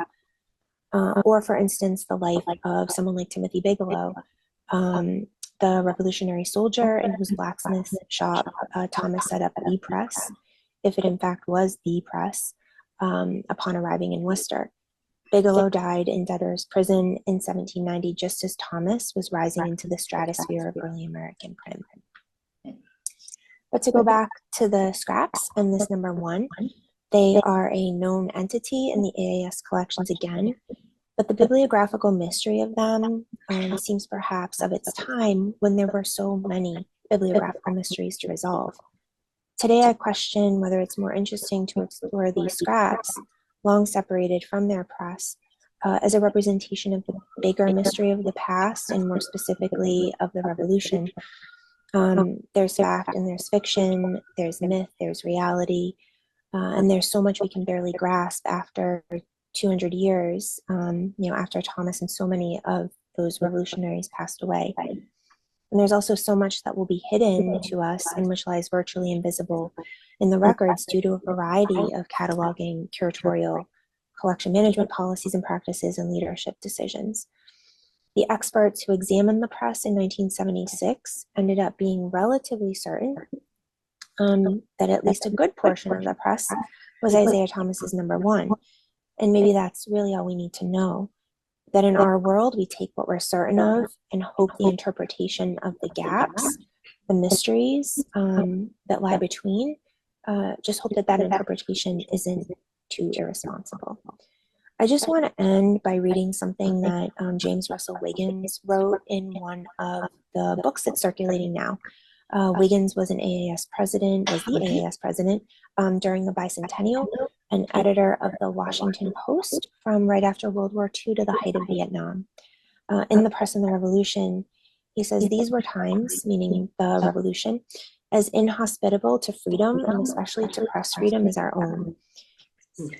Few countries in Asia could alter this gloomy estimate by their present plight, made more melancholy by the decline of liberty in Vietnam, Laos, Cambodia, Thailand, and by the suppression of the press in India. The United Nations Educational and Social Council, meeting in Nairobi in October of 1977, confronted and affronted liberal world opinion with a Soviet-sponsored convention calling for governmental control of the foreign press of all countries. The proposal was shelved for the time being, but it led to continued demands for a new information order in 1978. In the United States, access to information about local, state, and federal systems of criminal justice had been obstructed by measures in Congress, and in the states, inspired by the desire to preserve privacy. Access to judicial proceedings, regarded as unassailable in this country, has been obstructed to an unprecedented degree in the name of impartial justice." So I would say that it seems that at every annual of this country, there's some new reason to be concerned about press freedom, right, as Wiggins was at the bicentennial. I guess it doesn't matter if this press is fully or even partly the Isaiah Thomas press that came to Worcester in so long ago, but rather that the press in its ideal form exists, and that we remember, as Wiggins said, and I'll just read one more thing from him. He said, "The small weekly newspapers of the 18th century American colonies did not forever fasten freedom of the press or any other freedom upon the institutions of the world, but they demonstrated its efficacy as a revolutionary force, its indispensability as an element in a really free society, and its compatibility with an orderly government. The press was not free in many countries then, it's not free in many countries now. 200 years of the American experience with press freedom, however, have made suspect political systems that deny press freedom. A handful of weekly newspapers printed on the hand-operated English common press launched an experiment in freedom of the press on this continent 200 years ago, so successful in the furtherance of human liberty in every society where it has been imitated that no arbitrary government would dare commence the suppression of any human freedom without extinguishing this freedom first. And so we have the press up on the balcony as a display of all of these things that Wiggins wrote about. So I join those today and tomorrow who celebrate this press, however much of it is actually Isaiah Thomas's. Thank you so much.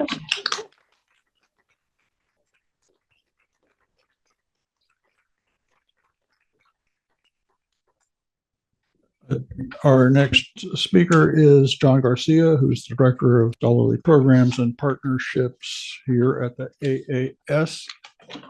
John is a PhD in rhetoric and critical theory from UC Berkeley and has taught at Northridge in the Cal State system and in Florida at Florida State in Tallahassee. John, where are you? You're real. Is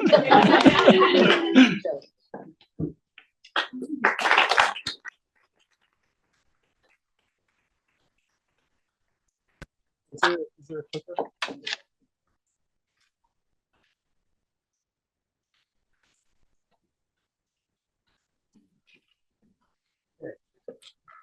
Thanks, everybody. I should start by saying that it's a real honor and a privilege to be working in Thomas's library, and it's also a real honor and a privilege to be on a panel with these really impressive people whose work I've read and admired for many, many years.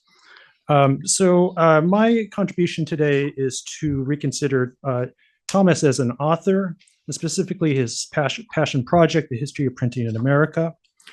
It totals over 1,000 pages and has become a kind of go-to source to understand the origin and development of the book trades in colonial America and the early United States, with stops along the way in Canada and the British West Indies.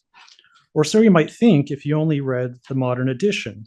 This version has become a canonical reference work that sits on a shelf alongside other AAS publications like the 5-volume History of the Book in America series. But there's much more going on with it, specifically as with the history of printing, specifically as a material artifact in its own right. So the symposium today examines different aspects of his career, but I want to point out, as I like to point out on the public tour that I give every once in a while, there would be no AAS without Thomas's decision to write a book documenting everything he could about the development of printing and publishing, from the earliest newspapers and books down to the chapbooks and broadsides that Thomas himself produced when he was a little boy.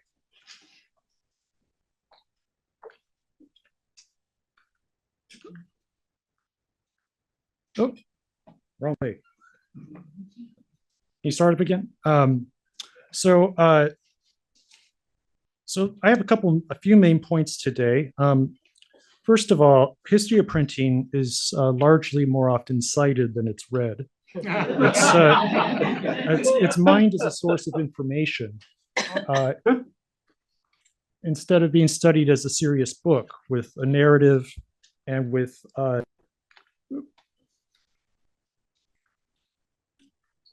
hello. It's studied. It's mined as a source of information instead of being studied as a serious book.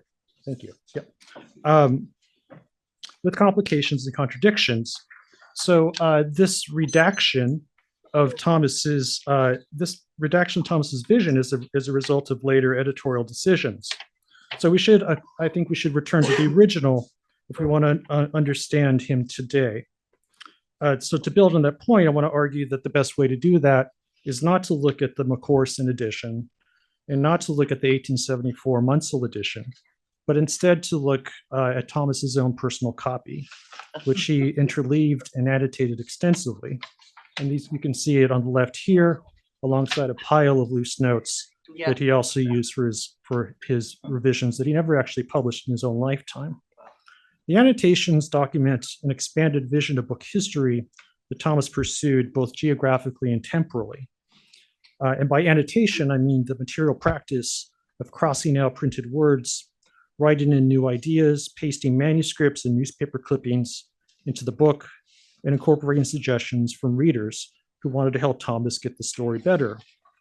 And on this last point, at the end, I want to share some details about a Black printer that Thomas mentions, who has so far escaped serious attention. So briefly, I want to give a quick publication history. So the 2-volume 1810 edition was advertised as being sold in boards or handsomely bound. And on the right, you see the boards edition, which is much less commonly found today. In the 1870s, AAS undertook a posthumous edition that drew upon the annotated volumes, but with significant differences or redactions. Roughly the first 180 pages were deleted, and a lot of that dealt with the origins of printing in early modern Europe. Other sections on Latin America were rewritten by John Russell Bartlett of the John Carter Brown Library. 100 years later, Corson made the book even more US-centered by taking away the Spanish-speaking world entirely. He also reshuffled the deck by rearranging Thomas's 2-part structure. In 1810, the second volume was about newspapers, but when McCorson edited it, he interspersed the newspaper material throughout the book. So what's striking about the annotated copy, though, is the global ambition, both across the Americas and into Asia and other parts of the world. To be fair, the editors of 1874, that team, they wanted to include as much as they could, but they had to leave things out along the way. Ironically, when they were republishing Thomas, they took his ideas out of context. And so I want us to kind of give us a chance to think about more of what he was up to. Of Books is Thomas's overture. Printing removed the veil which obscured the reason of man, he boasts. But in true Enlightenment fashion, he quickly gets all tied up in mental gymnastics. Of Books ponders a question. What is a book? Was printing a thing before Gutenberg? These questions have peculiar answers if you read the Old Testament like Thomas did, because he ponders something he found in the book of Job, which talks about an iron pen and lead that's engraved in the rock forever. This passage leads Thomas to speculate, quote, all the different modes of writing, printing, engraving, and bookmaking were known in those days. Now he applies this idea on books before printing to the indigenous peoples of pre-Columbian Mexico, drawing on Humboldt's political essay on New Spain, published in 1811. He marvels at the idea that their books resembled Job's in the Old Testament, and even modern books too, since the sheets are folded and covered with wooden boards, giving them a resemblance to our books in quarto. And you could see that these kind of inserted passages, the manuscript that's there, show Thomas trying to keep on top of the latest ideas of his day. He also inserts a footnote saying that in 1809, when he was writing the history of the book, History of the Printing in America, he could not account for the Latin American revolutions, which were happening at that time. So Of Books takes us back further into the past. But he also takes us across the world, and so in a sense, he's trying to include the global expansion of the press and the technological advancement in his own era. And I want to move a little bit faster through these slides to give you kind of a tour of what you can get if you look at this original copy. I like the left side, the left page there for the little crossing out of China, which he then reimagines of the larger category of Asia. But then again, he writes China in again in this kind of exoticized lettering. In that section on Asia, he actually spends more time thinking about India and mentions the spread of the press in about 12 different places in India that include Goa, Madras, and Calcutta. Now, the African section is weird and actually not that helpful because he kind of repeats certain kinds of racist assumptions of the day about a kind of deficit of print and how it reflects culture. But nevertheless, both sections anticipate the growing movements of missionary presses, something that he started to see in his own time and that would only increase later on. For example, when the printing press spreads into Hawaii. Now you miss this stuff if you don't look at his version. You can tell by looking at the next set of pages, why Bartlett decided to rewrite the sections on Latin America. On the left side, you see an example again of his process. It shows him thinking about the look of a page and how it reflects the organizational schema that he was after. And I want to note especially the little mounted slip on the top of on left, History of Printing in America, which demarcates this chapter as the beginning of the main narrative. And what that means then, if you look at the way it's arranged, that in no uncertain terms, the history of printing in America starts with New Spain and Peru, and not with New England, even if he couldn't get the dates exactly correct. Now, I can only give you a kind of a tour of what's going on here, but here's two examples about Santo Domingo and Haiti. The latter section about Haiti spends a lot of time thinking about Moreau de Sainte-Marie, the French enslaver and intellectual who took his printing press to the US in the 1790s. But, and there's an important absence here, Thomas makes no mention of the Haitian Revolution, which is truly bizarre. Yeah. And what that tells us then is that when you read Thomas, you have to think about what's getting left out. Now, my last example is something that takes us into a different direction, and that's about an obscure printer named Andrew Kane. Now, adding to what Thomas had said earlier in the 1810 edition about the enslaved printer Primus Fal, he inserts a new footnote, quote, "There is now 1815 in Philadelphia a Negro pressman named Andrew Kane, but now unable to do too hard labor. He is 94 years old. It is said that he has been a good workman." Kane appears in the McCorson edition, so this footnote is picked up. However, Thomas didn't share everything that he knew. He withheld more information. So again, we have to read for the absences. This is, the footnote is actually a redaction of a much longer description from William McCulloch, who had told Thomas about Kane.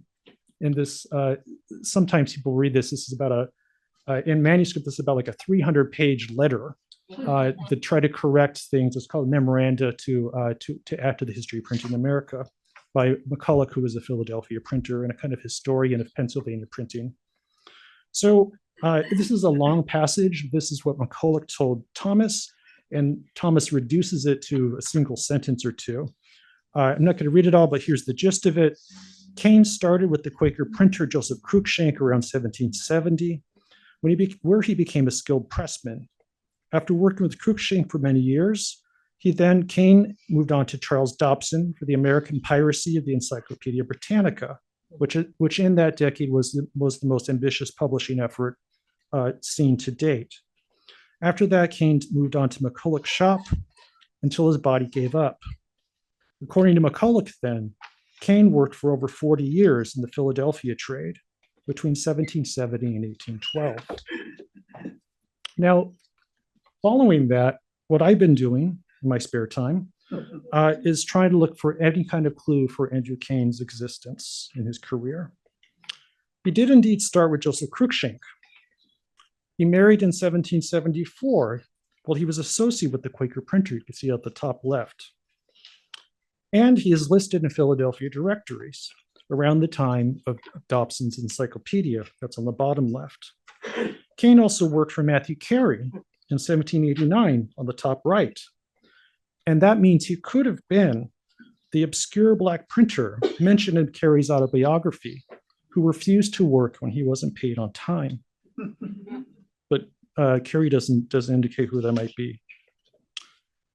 So there's a lot going on here potentially with this individual. Based on these sources and what McCulloch says, it means that Kane worked for three of the most important printers of the era, right? Starting with Cruikshank and then Dobson and including Carey as well. Now, without the history of printing in America, though, this story could never be told. But there's an important part here to have to do with Cruikshank. So Cruikshank, through Cruikshank's association, Kane probably came into contact with Anthony Benezet, either in person or through printed sheets. Cruikshank was Benezet's main publisher, and Kane would have been present in 1771 for the book that's shown here, Benezet's Historical Account of Guinea, which is considered one of the most powerful anti-slavery texts of the era. according to the historian Manisha Sinha, I don't know if Manisha's here, or the literary scholar Vincent Coretta. And this also is the book that inspires portions of Equiano's interesting narrative. Kane likely pulled the press that inked these sheets, which also makes his labor part of the transatlantic anti-slavery movement. The annotated copy of History of Printing takes us into Kane's story. But Thomas's original footnote is also a redaction. Since he ignored important information or withheld those details from his readers, we therefore have to read History of Printing for what it doesn't say as much as what it does say. I think that's also true for Haiti. Now, as a material artifact, then, just to close, think about it as a material artifact, the history of printing in America is really composed of fragments, much like what Ashley had to say about the press. Broken bindings, crossed out words, loose notes, and long manuscript lists of printers and their publications. And I just want to end here with this. This is another broken binding in his notes, where he laments that he didn't have enough time to complete the complete the version of the book that he wanted to make. But he does say on the bottom right the format that it should be in, which nobody has actually ever done. Two books divided into two volumes divided into 4 books. And so I just want to ask in conclusion, is it time now to think about doing a better edition? Thank you.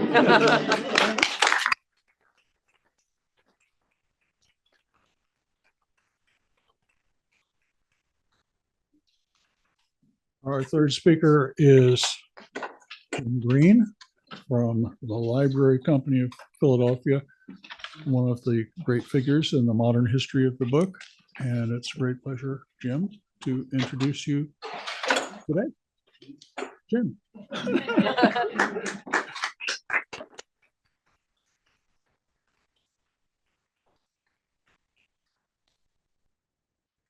This whole session has been described as dealing with new work, new discoveries about Isaiah Thomas. I should say that I started working on what I'm about to say to you probably about 40 years ago when I was a fellow here, and spent 2 of the happiest months of my life going through all of the Isaiah Thomas papers.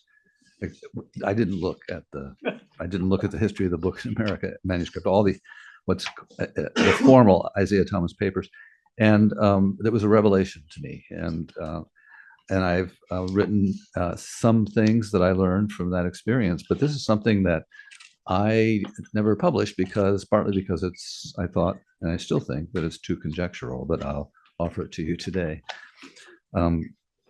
I know of only one occasion when Isaiah Thomas met Benjamin Franklin, but as I would like to suggest today, this encounter with Franklin changed the course of his life. Here's Thomas's description of this encounter with Franklin in the History of Printing in America. Franklin retained a regard for the printing trade until the close of his life. In 1788, about 2 years before his death, a number of printers and booksellers met together in Philadelphia to form some regulations for the benefit of the trade. Bache, grandson of Franklin, and myself were of the number. After the first meeting, I conversed with Dr. Franklin on the subject of our convention. He approved the measures proposed and requested that the next meeting might be at his house, as he was unable to go abroad. The meeting was accordingly holden there, and although he was much afflicted with pain, he voluntarily took minutes of the proceedings and appeared to be interested in them. We don't know exactly when in 1788 this meeting took place, but it quite likely grew out of the camaraderie fostered when the printers of Philadelphia marched together in the highly choreographed 4th of July parade, celebrating the ratification of the Constitution, the so-called Grand Federal Procession. The new Constitution was of great interest to book publishers because of its provision for national copyright. In fact, on June 25th, 1788, that is before the Grand Federal Procession, Noah Webster wrote a letter to Thomas saying that since the 9th state had ratified the Constitution, he would now enter into new contracts with various printers to publish his spellers outside New England. This alone would have been enough to draw Thomas to Philadelphia to a meeting to discuss national book trade regulation, because printers were already squabbling over the right to print Webster's spellers, and Thomas desperately wanted a piece of that business. In August 1788, at about the time I suppose this convention met, Franklin resumed writing his autobiography, which he had not touched since returning from France. Almost the first thing he wrote was a little sermon addressed to our printers, that is, the printers of the present day, about keeping scurrility out of newspapers. It included a highly disapproving reference to a duel fought 2 years before by the young Matthew Carey, who, as it happens, had enjoyed a starring role in that 4th of July parade as the man who pulled the press on the printer's float. Right after this passage, the original manuscript of the autobiography indicates that Thomas inserted an explanation of how he began his system of partnerships. As you may know, the autobiography was composed in 2 columns. His first text fills one column, usually on the left, and then on the right, he would put in his afterthoughts and insertions that occurred to him later. Whether it was 5 minutes later or 5 years later, nobody knows. So Franklin inserted this explanation of his partnership system right after he talked about scurrility and in the press. In 1733, Franklin wrote, "I sent one of my journeymen to Charleston, South Carolina, where a printer was wanting. I furnished him with a press and letters on an agreement of partnership by which I was to receive 1/3 of the profits of the business, paying 1/3 of the expense." Then a few pages later, he resumed the subject in another insertion. "The partnership at Carolina having succeeded, I was encouraged to engage in others and to promote several of my workmen who had behaved well by establishing them in printing houses in different colonies by the same terms as that in Carolina. Most of them did well, being enabled to end our term, 6 years, to purchase the types of me and to go on working for themselves, by which means several families were raised." It seems likely that Franklin inserted these passages at about the time that he met with Thomas at his house, and that they discussed his partnership system in detail. Thomas may also have seen and even copied out some of Franklin's old partnership agreements from the 1730s and 1740s. Franklin undoubtedly still had them. He had offered to show them to another protege, Francis Childs, 4 years before. In September 1788, which must have been soon after he returned to Worcester, Thomas entered into a partnership with his foreman, Ebenezer Andrews, in Boston, forming the firm of Thomas and Andrews. So this is only a very short period of time, from the 4th of July parade to the possible meeting of the convention to Thomas's return to Worcester.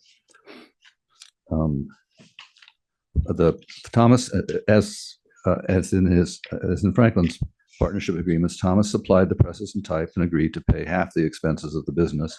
Half, in this case, was actually the more recent form of Franklin's contract with David Hall, rather than a third, which is the one he started with, to pay half the expenses of the business in return for half the revenue. The contract was obviously modeled on Franklin's partnership agreements, following them in places almost word for word. And this is where my conjecture really begins, is not just that they were similar arrangements, but they were phrased in similar ways. From 1788 on, partnerships became Thomas's principal way of carrying on a huge printing and publishing business without having to leave his Worcester home. He was the only printer of his generation to imitate Franklin in this way. His first partnership with Andrews was almost unbelievably successful. Almost as soon as the Boston office was established, books began to appear over the imprint of Thomas and Andrews that were printed and published in Boston by Andrews independently. Andrews enjoyed a remarkably free rein, in fact. When viewed as a publisher in his own right, he quickly surpassed Thomas. And every year from 1790 to 1802, when Thomas retired, the Boston firm published more books than the Worcester parent. In the middle of the 1790s, when both firms were at their peak, Thomas published 2 to 3 times as many books annually. At some point around 1800, the net worth of the Boston firm surpassed that of the Worcester parent, even after deducting half the assets that belonged to Thomas. While Andrews took care of business in Boston, Thomas turned his attention to the New England hinterland. He established bookstores and printing offices in Worcester, Springfield, Newburyport, and Brookfield, Massachusetts, Walpole, New Hampshire, Windsor and Rutland, Vermont, and Portland, Maine. All were tied to him or to his son, Isaiah Thomas Jr., by partnership agreements like the one he made with Andrews. Meanwhile, Andrews set up partnerships of his own in Albany, Troy, and Baltimore. He chose those towns because reaching markets outside New England usually involved working through the booksellers in New York and Philadelphia. These branch offices made an end run around the competition. Taken together, the network of Thomas and Andrews comprised by far the most extensive book publishing enterprise in the nation. The initial success of his partnership system, however, encouraged Thomas to extend his network farther and farther, risking more and more of his assets with far less reliable and sagacious partners. Elsewhere, actually in the History of the Book in America, Volume 2, I told the story of how the network eventually unraveled. But suffice it to say that all his other partners failed one by one during the tumultuous period, beginning with the embargo of 1807 and through the War of 1812, leading to huge losses. His Franklinian partnerships failed in part because they were not suited to the new century, because partners were indentured, almost like apprentices or servants. But they ushered in a new era in the development of the American book trade, in which many Northeastern publishers came to rely on co-equal Southern and Western partners to get their books out in a rapidly expanding nation.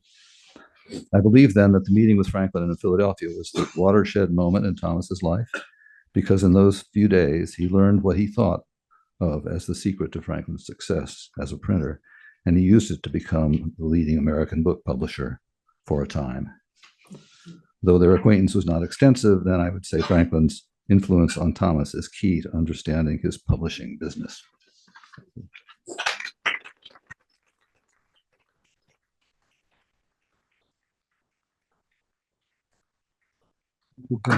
Our last speaker is Kristen Mucher, who is an associate professor of American Studies at Smith. And she's the author of Before American History, Nationalist Myth-Making and Indigenous Dispossession. And she's now taking a very strange year off and retooling for a tremendous project. And she will be talking, however, today, not about this tremendous project. She'll be back. Thomas's other collection, Early Days of the AAS Cabinet.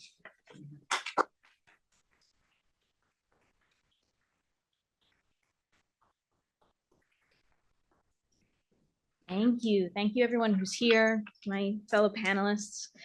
Thanks to Nan and to Lauren and Peter. I also want to thank the Nipmuc peoples on whose land we are guests today. So this afternoon, I'm going to talk about Thomas's other collection, the one that gets less attention than the library, but which is nonetheless just as much a reason why we're all here. I'm referring to the original AAS cabinet. The intention, articulated in 1812 and repeated throughout the AAS's early years, was to, quote, discover the antiquities of our own continent, and by providing a fixed and permanent place of deposit, to preserve such ancient relics of American antiquity as are portable, as well as to collect and preserve those of other parts of the globe. This continental, even global view included both books and material objects. In Thomas's words, the society would be devoted to collecting antiquities, quote, natural, artificial, and literary. Differing considerations of what antiquities were at the time are exemplified by the striking breadth of donations tendered to the society in its first years. In the service celebrating the Society's first anniversary, William Jenks admitted, "I have not attempted to define antiquities, for they belong to almost every art and science." He reiterated that the role of the antiquary was to, quote, search out, preserve, and transmit the discoverable traces of ancient knowledge. To nationalists like Jenks and certainly Thomas, the early 19th century's westward colonization, population growth, and political changes inspired a general sense that the discoverable traces of their past, were fading. A depository like the AAS, Thomas explained in 1814, quote, may not only retard the ravages of time, but preserve from other causes of destruction many precious relics of antiquity, many specimens of the work of nature, and those of modern art, which once lost could never be restored. For the first 8 years, let's see if I can do this. Okay. For the first 8 years, that is from 1812 to 1820, these items were all held at Thomas's house in Worcester and some at his son's home in Boston. Soon enough, though, the Society's collections had grown large enough that space was a concern, and its holdings began to overstay their temporary lodgings. Already in 1814, Thomas had announced the establishment of a Ways and Means Committee for the purpose of, quote, erecting a suitable edifice for the library, museum, etc. Over the next few years, the fundraising and construction of the first Antiquarian Hall was a constant preoccupation for Thomas and for the Society's first counselors. Although the first donation was made in 1813 by Thomas himself, as we know, 2,650 tomes from his personal library, as well as many papers, the acquisitions over the following months were not always books, newspapers, or manuscripts. Although a crowning early acquisition was the Mather family library, donated by Hannah Mather Crocker in 1814, other cabinet items recorded in the donation book that year included an array of maps, 2 engravings of Christopher Columbus, a 12th century silver trinket for a lady, the Mather family coat of arms, a Canton export license for the Providence-based ship John Jay, Sir Walter Raleigh's tobacco box, a, quote, Highland dagger used in the Jacobite Rebellion, palm fronds inscribed in Malay, Boston's Bill of Mortality for 1813, and a clutch of, quote, Indian utensils. Timothy Alden, then in Pennsylvania, the next year donated a collection of fossils, including, quote, a piece of the Rock of Plymouth on which our forefathers landed in 1680, and a specimen of quartz from Montauk, the seat formerly of the Indian sachem Philip. Also some Indian corn charred in 1676 at Scarborough, and a sample of red cedar growing on the tomb of Washington. Plymouth resident, not to be outdone, Plymouth resident Nathaniel Spooner then donated another chunk of Plymouth rock, and John Green of Worcester gave a stone axe, chisel, and gouge, all, quote, plowed up in a field near the Long Pond in Worcester, Massachusetts, some years since.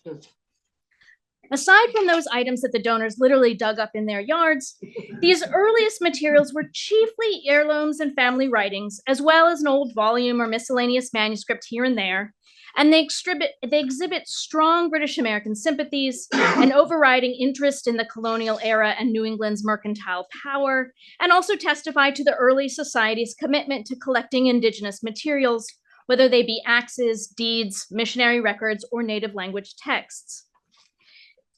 Just a few more, because they're so fun. In 1817, among the many articles presented were a, quote, copy of the inscription on a fragment of brick from the mosque at the tomb of the prophet Daniel in Basra, copy of an inscription or characters on a brick found in the ruins of ancient Babylon, a, quote, carved spoon from the Pacific Northwest, silver coins from Java, and an Indian image rudely sculptured in stone, supposed to belong to an Indian temple several centuries ago from Natchez, Mississippi. And that last one I'll come back to in a second. Some of the donations, such as Jedediah Morse's presentation of, quote, 41 pieces of silver coin and 1 of copper, were made at annual meetings. Others were left at Worcester or Boston in the depot.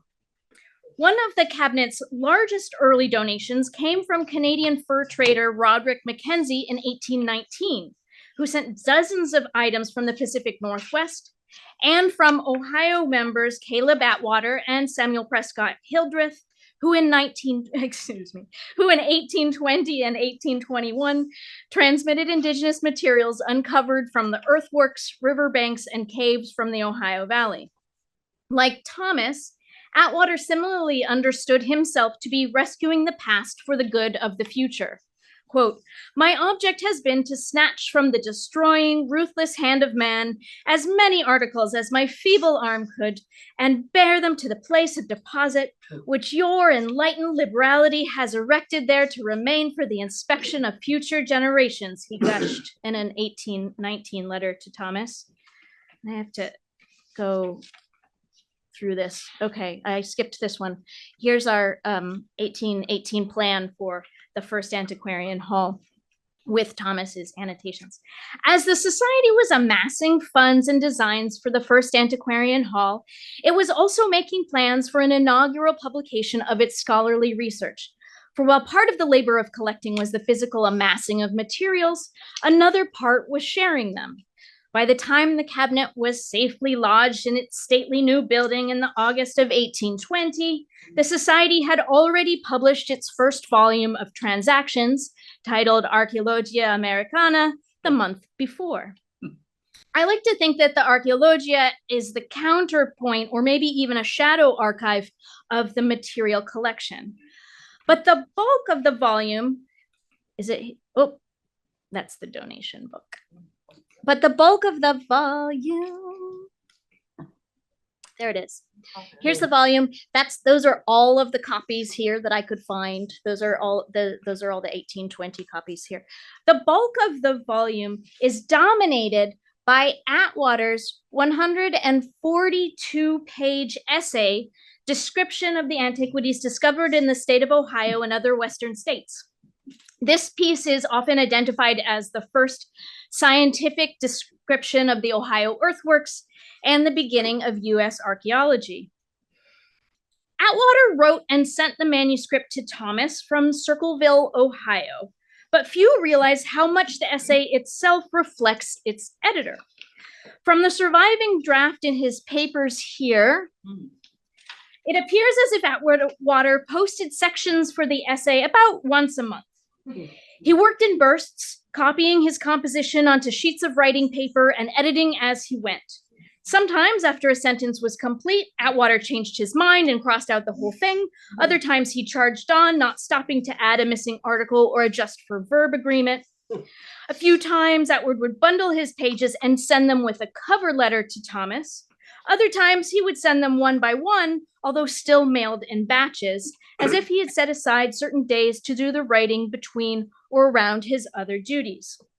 For example, in June 1819, he mailed 4 batches, in July 4 again, and he sent 5 in August. And you can see here, Thomas is trying to keep track of this flurry. So the handwriting is Atwater's, but those little crosses are in Thomas's hand as he's checking off all of the letters, because of course Atwater would write and say, I've sent you this selection of letters, please make sure that you've had it. He was very worried something was going to get lost in the mail. He was postmaster, that was fun. He got to send everything and they were franked. That's probably why he wrote so much. Okay, in September 1819, Atwater wrote, I rather believe that 6 sheets more will conclude my essay. There may then be more to send, on which I can prepare in a few days after receiving the further information now sought for, adding, I hope the committee will be able to make out my handwriting. I have written in haste. Thankfully for us, Thomas's editorial hand was firm. He curtailed Atwater's fanciful syntax, simplified his prolix constructions, and eliminated the hesitating tone and penchant for conjecture, sometimes, though, causing Atwater's prose to appear more brusque than it originally was. A note in Thomas's hand here refers to this process. Letters from Caleb Atwater, Esquire, all necessary to be read, by which the necessary arrangement of his copy can be better made, and from which some extracts may occasionally be made. Thomas applied large X's to paragraphs, as we saw in John's presentation, or he drew bold lines through offending sentences before sending them to his printer, William Manning. Sometimes he added information gathered elsewhere to fill out the manuscript. For example, the so-called Natchez Idol, the so-called Natchez Idol that I referred to a few moments ago is a material artifact of Thomas's role in the compilation of the essay. Donated by James Thompson of Natchez, it arrived directly from Mississippi Territory to Massachusetts via Winthrop Sargent in 1817. Atwater in Ohio certainly never saw it, yet it appears amidst his essay. The image was created by engraver Abner Reed and inserted into Atwater's essay at Thomas's direction. And this is Thomas's language. It's all indicated quietly by brackets. You can see the brackets at the top and the end of the passage. So just to conclude this rundown of the early cabinet, I'll say that there's a way in which we can see Thomas's own belief that the cabinet and the library collections were necessary to one another. He was equally the curator of both. But after the society moved into its second home in 1854, the cabinet began losing its equal footing with the library, and many items became used as decorations for the reading room rather than as specimens for historical consultation. In a similar vein, in 1868, many of the, quote, Indian relics were moved into a pair of special display cases there. They contained the Ohio Valley items donated by Atwater and Hildreth, along with the image in stone from Natchez, and an array of other indigenous related materials from the Americas. Nearing the end of the 19th century, the Society began to divest itself of most of the content of its cabinet, choosing instead to focus on printed matter. Of the most substantial collections donated in its early days, only Hannah Mather Crocker's donations remain at Antiquarian Hall. While the logic behind this decision to keep the Mather family heirlooms may be obvious, in that her gift is considered foundational and that the Mather family was one of the most storied families from New England's colonial past, it's also telling in terms of how the definition of antiquities changed over the 19th century.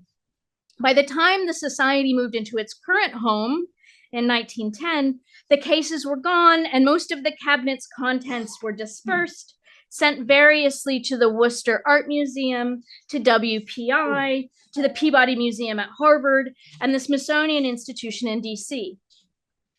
Here's the Natchez idol. Reconstructing the early cabinet, however, allows for a glimpse into the way that the idea of antiquities changed and how much the literary, historical, and archaeological were originally united in Thomas's hand. Thank you.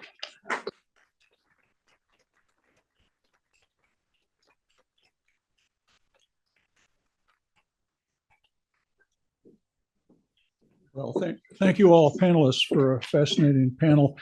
We have 10 minutes, maybe even 11. Do we have? Yes, oh, please. Please do.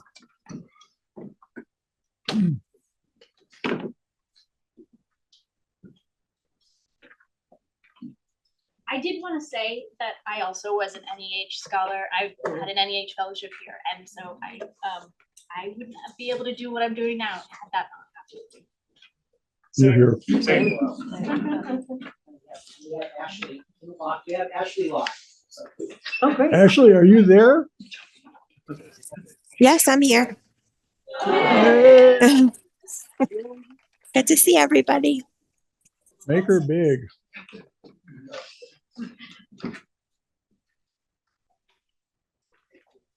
Okay.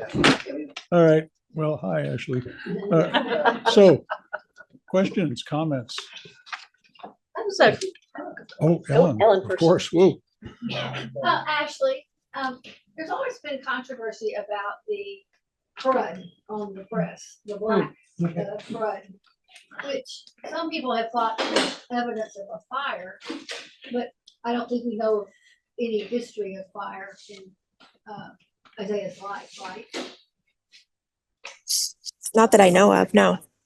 So I've always had the theory that it was some preservation attempt that went astray. That he put lanolin or something to try to keep the wood from drying out, and like creosote, it kind of accumulated. Do you know anything about that? Has there been any more research into that? I think EC, hold on, Ellen. EC is asking if someone can repeat your question for those of us online. So I don't know if. So did you hear the question? I did. I can try to repeat it. Ellen was saying that there's a lot of material that's sort of stuck on the press. It's, you called it crud. Right. Yeah, crud. That Ellen thought maybe was evidence of a previous kind of attempt to preserve the wood. I don't know, Ellen. I'm not entirely sure. I don't have the answer to that. I should dig a little bit more into the actual reports that were written in 1976. So I can certainly do that, or maybe we can look at them together at some point. That's good. yeah, I wanted to ask John if you could speculate on what a critical edition, a new edition, might look like. I thought it was absolutely fascinating, the layers of intermediation and revision. Yeah, it would be hard. It'd be hard. Maybe you digitized, maybe something digital. Okay. Because yeah, it's a total mess. It's a total mess. Or maybe just reissuing just the stuff that got left out. I mean, that was really part of what I'm most interested in. Is like in 1875 or 1874, it made a certain kind of sense to them to ignore certain kinds of material. But I think now, if we want to understand Thomas in historical context, it's kind of interesting to know what he thought about Gutenberg, right, for instance, and how those same kind of things we might consider erroneous or mistakes might actually be informing the way he looks at the history of printing in general. And that America meant Americas. Right. This question is for John again. In the editions through different versions of the history of printing, did you see anything that was taken out about Massachusetts versions, like any other thing that was missing from the later editions? Anything from Massachusetts that was taken out? Right. You know, I wasn't looking for that pattern, but I would be surprised, because part of what you know, I was trying to convey is that the editors just really wanted to narrow. So it would be surprising if something about a New England printer was taken out. I don't know, Jim, do you know of any? No, I don't. I'm really not to hear the taken out. How did that happen? It's really, yeah. It turned into such a tiny footnote with all that other information. All that And, information. I mean, that there's so much more in that manuscript that nobody knew about. Yeah, I mean, the McCulloch's memoranda, that is buried in the transactions from like the 1920s. So maybe that should be, absolutely, should be included in a new edition. Do we know where the subsequent presses came from? Were they also imported, or were they made in America by that point? Around our folks on the Zoom, so if anyone wants to speak into that, just help me check. That's an Ashley question. Oh, that's an Ashley question. That's a me question. Could someone repeat it? There's a lot of background noise, so I wasn't sure what the question was. You know the origin of the subsequent presses after #1? Were they made in America, or were they still imported from England? No, I think they were still imported. This is Bob. Bob, this is you. Hey, Mom. I recognize your voice. It's good to hear you. You know, I shouldn't even say, I'm not sure. I haven't done really any looking into the subsequent presses, you know, into the 19th century, but, you know, and later. So, but yeah. So I know very little beyond what I presented today.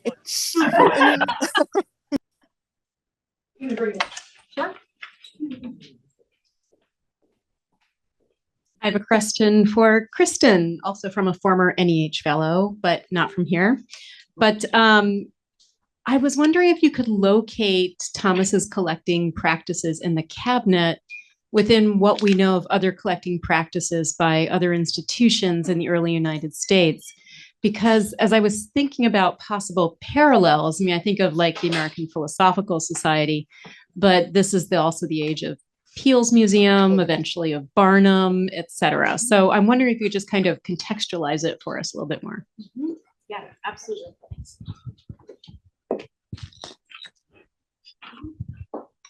Thank you.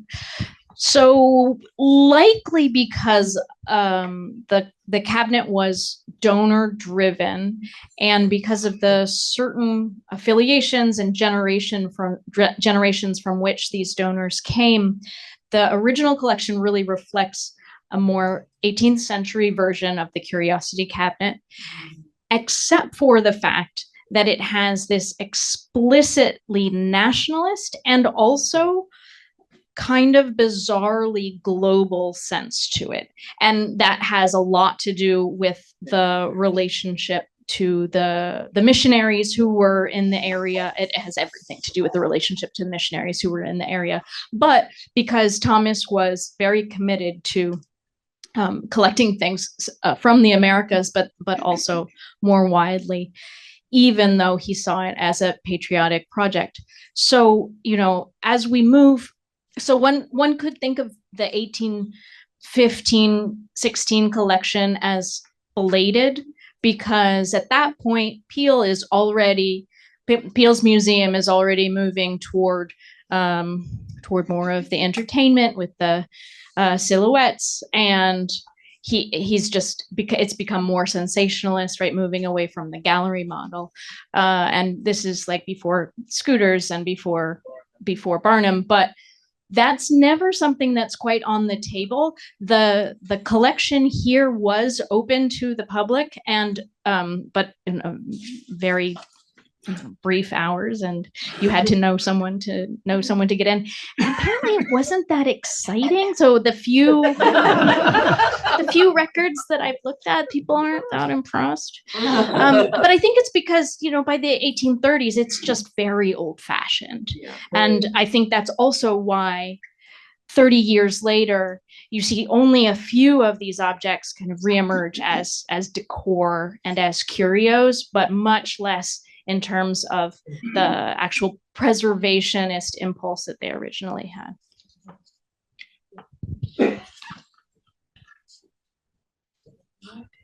Jim? I believe, this is a question for Jim. I believe that Thomas first encountered Franklin when Franklin was Postmaster General and Thomas was Postmaster in Worcester. Do you have any further information, and how do you have a sense of how much they communicated over the course of that time? I know that Thomas passed through Worcester on his way to Boston, but then, you know, Franklin passed through Worcester on his way to Boston in 1776 or 7. But I have not found any evidence that they talked to each other. I mean, it would be really surprising if they didn't, but it was, I don't know anything about that. So this is, I should have said, I guess, that the only encounter between them that I know about in any detail was this one in Philadelphia in 1788. But yeah, it's fascinating to, I mean, so, Thomas was, fairly famous even then. It would be very surprising that if Franklin had gone through town, spent the night actually, and it would be very surprising if he hadn't had some conversation with Thomas at least. One more question? If not, thanks to the panel.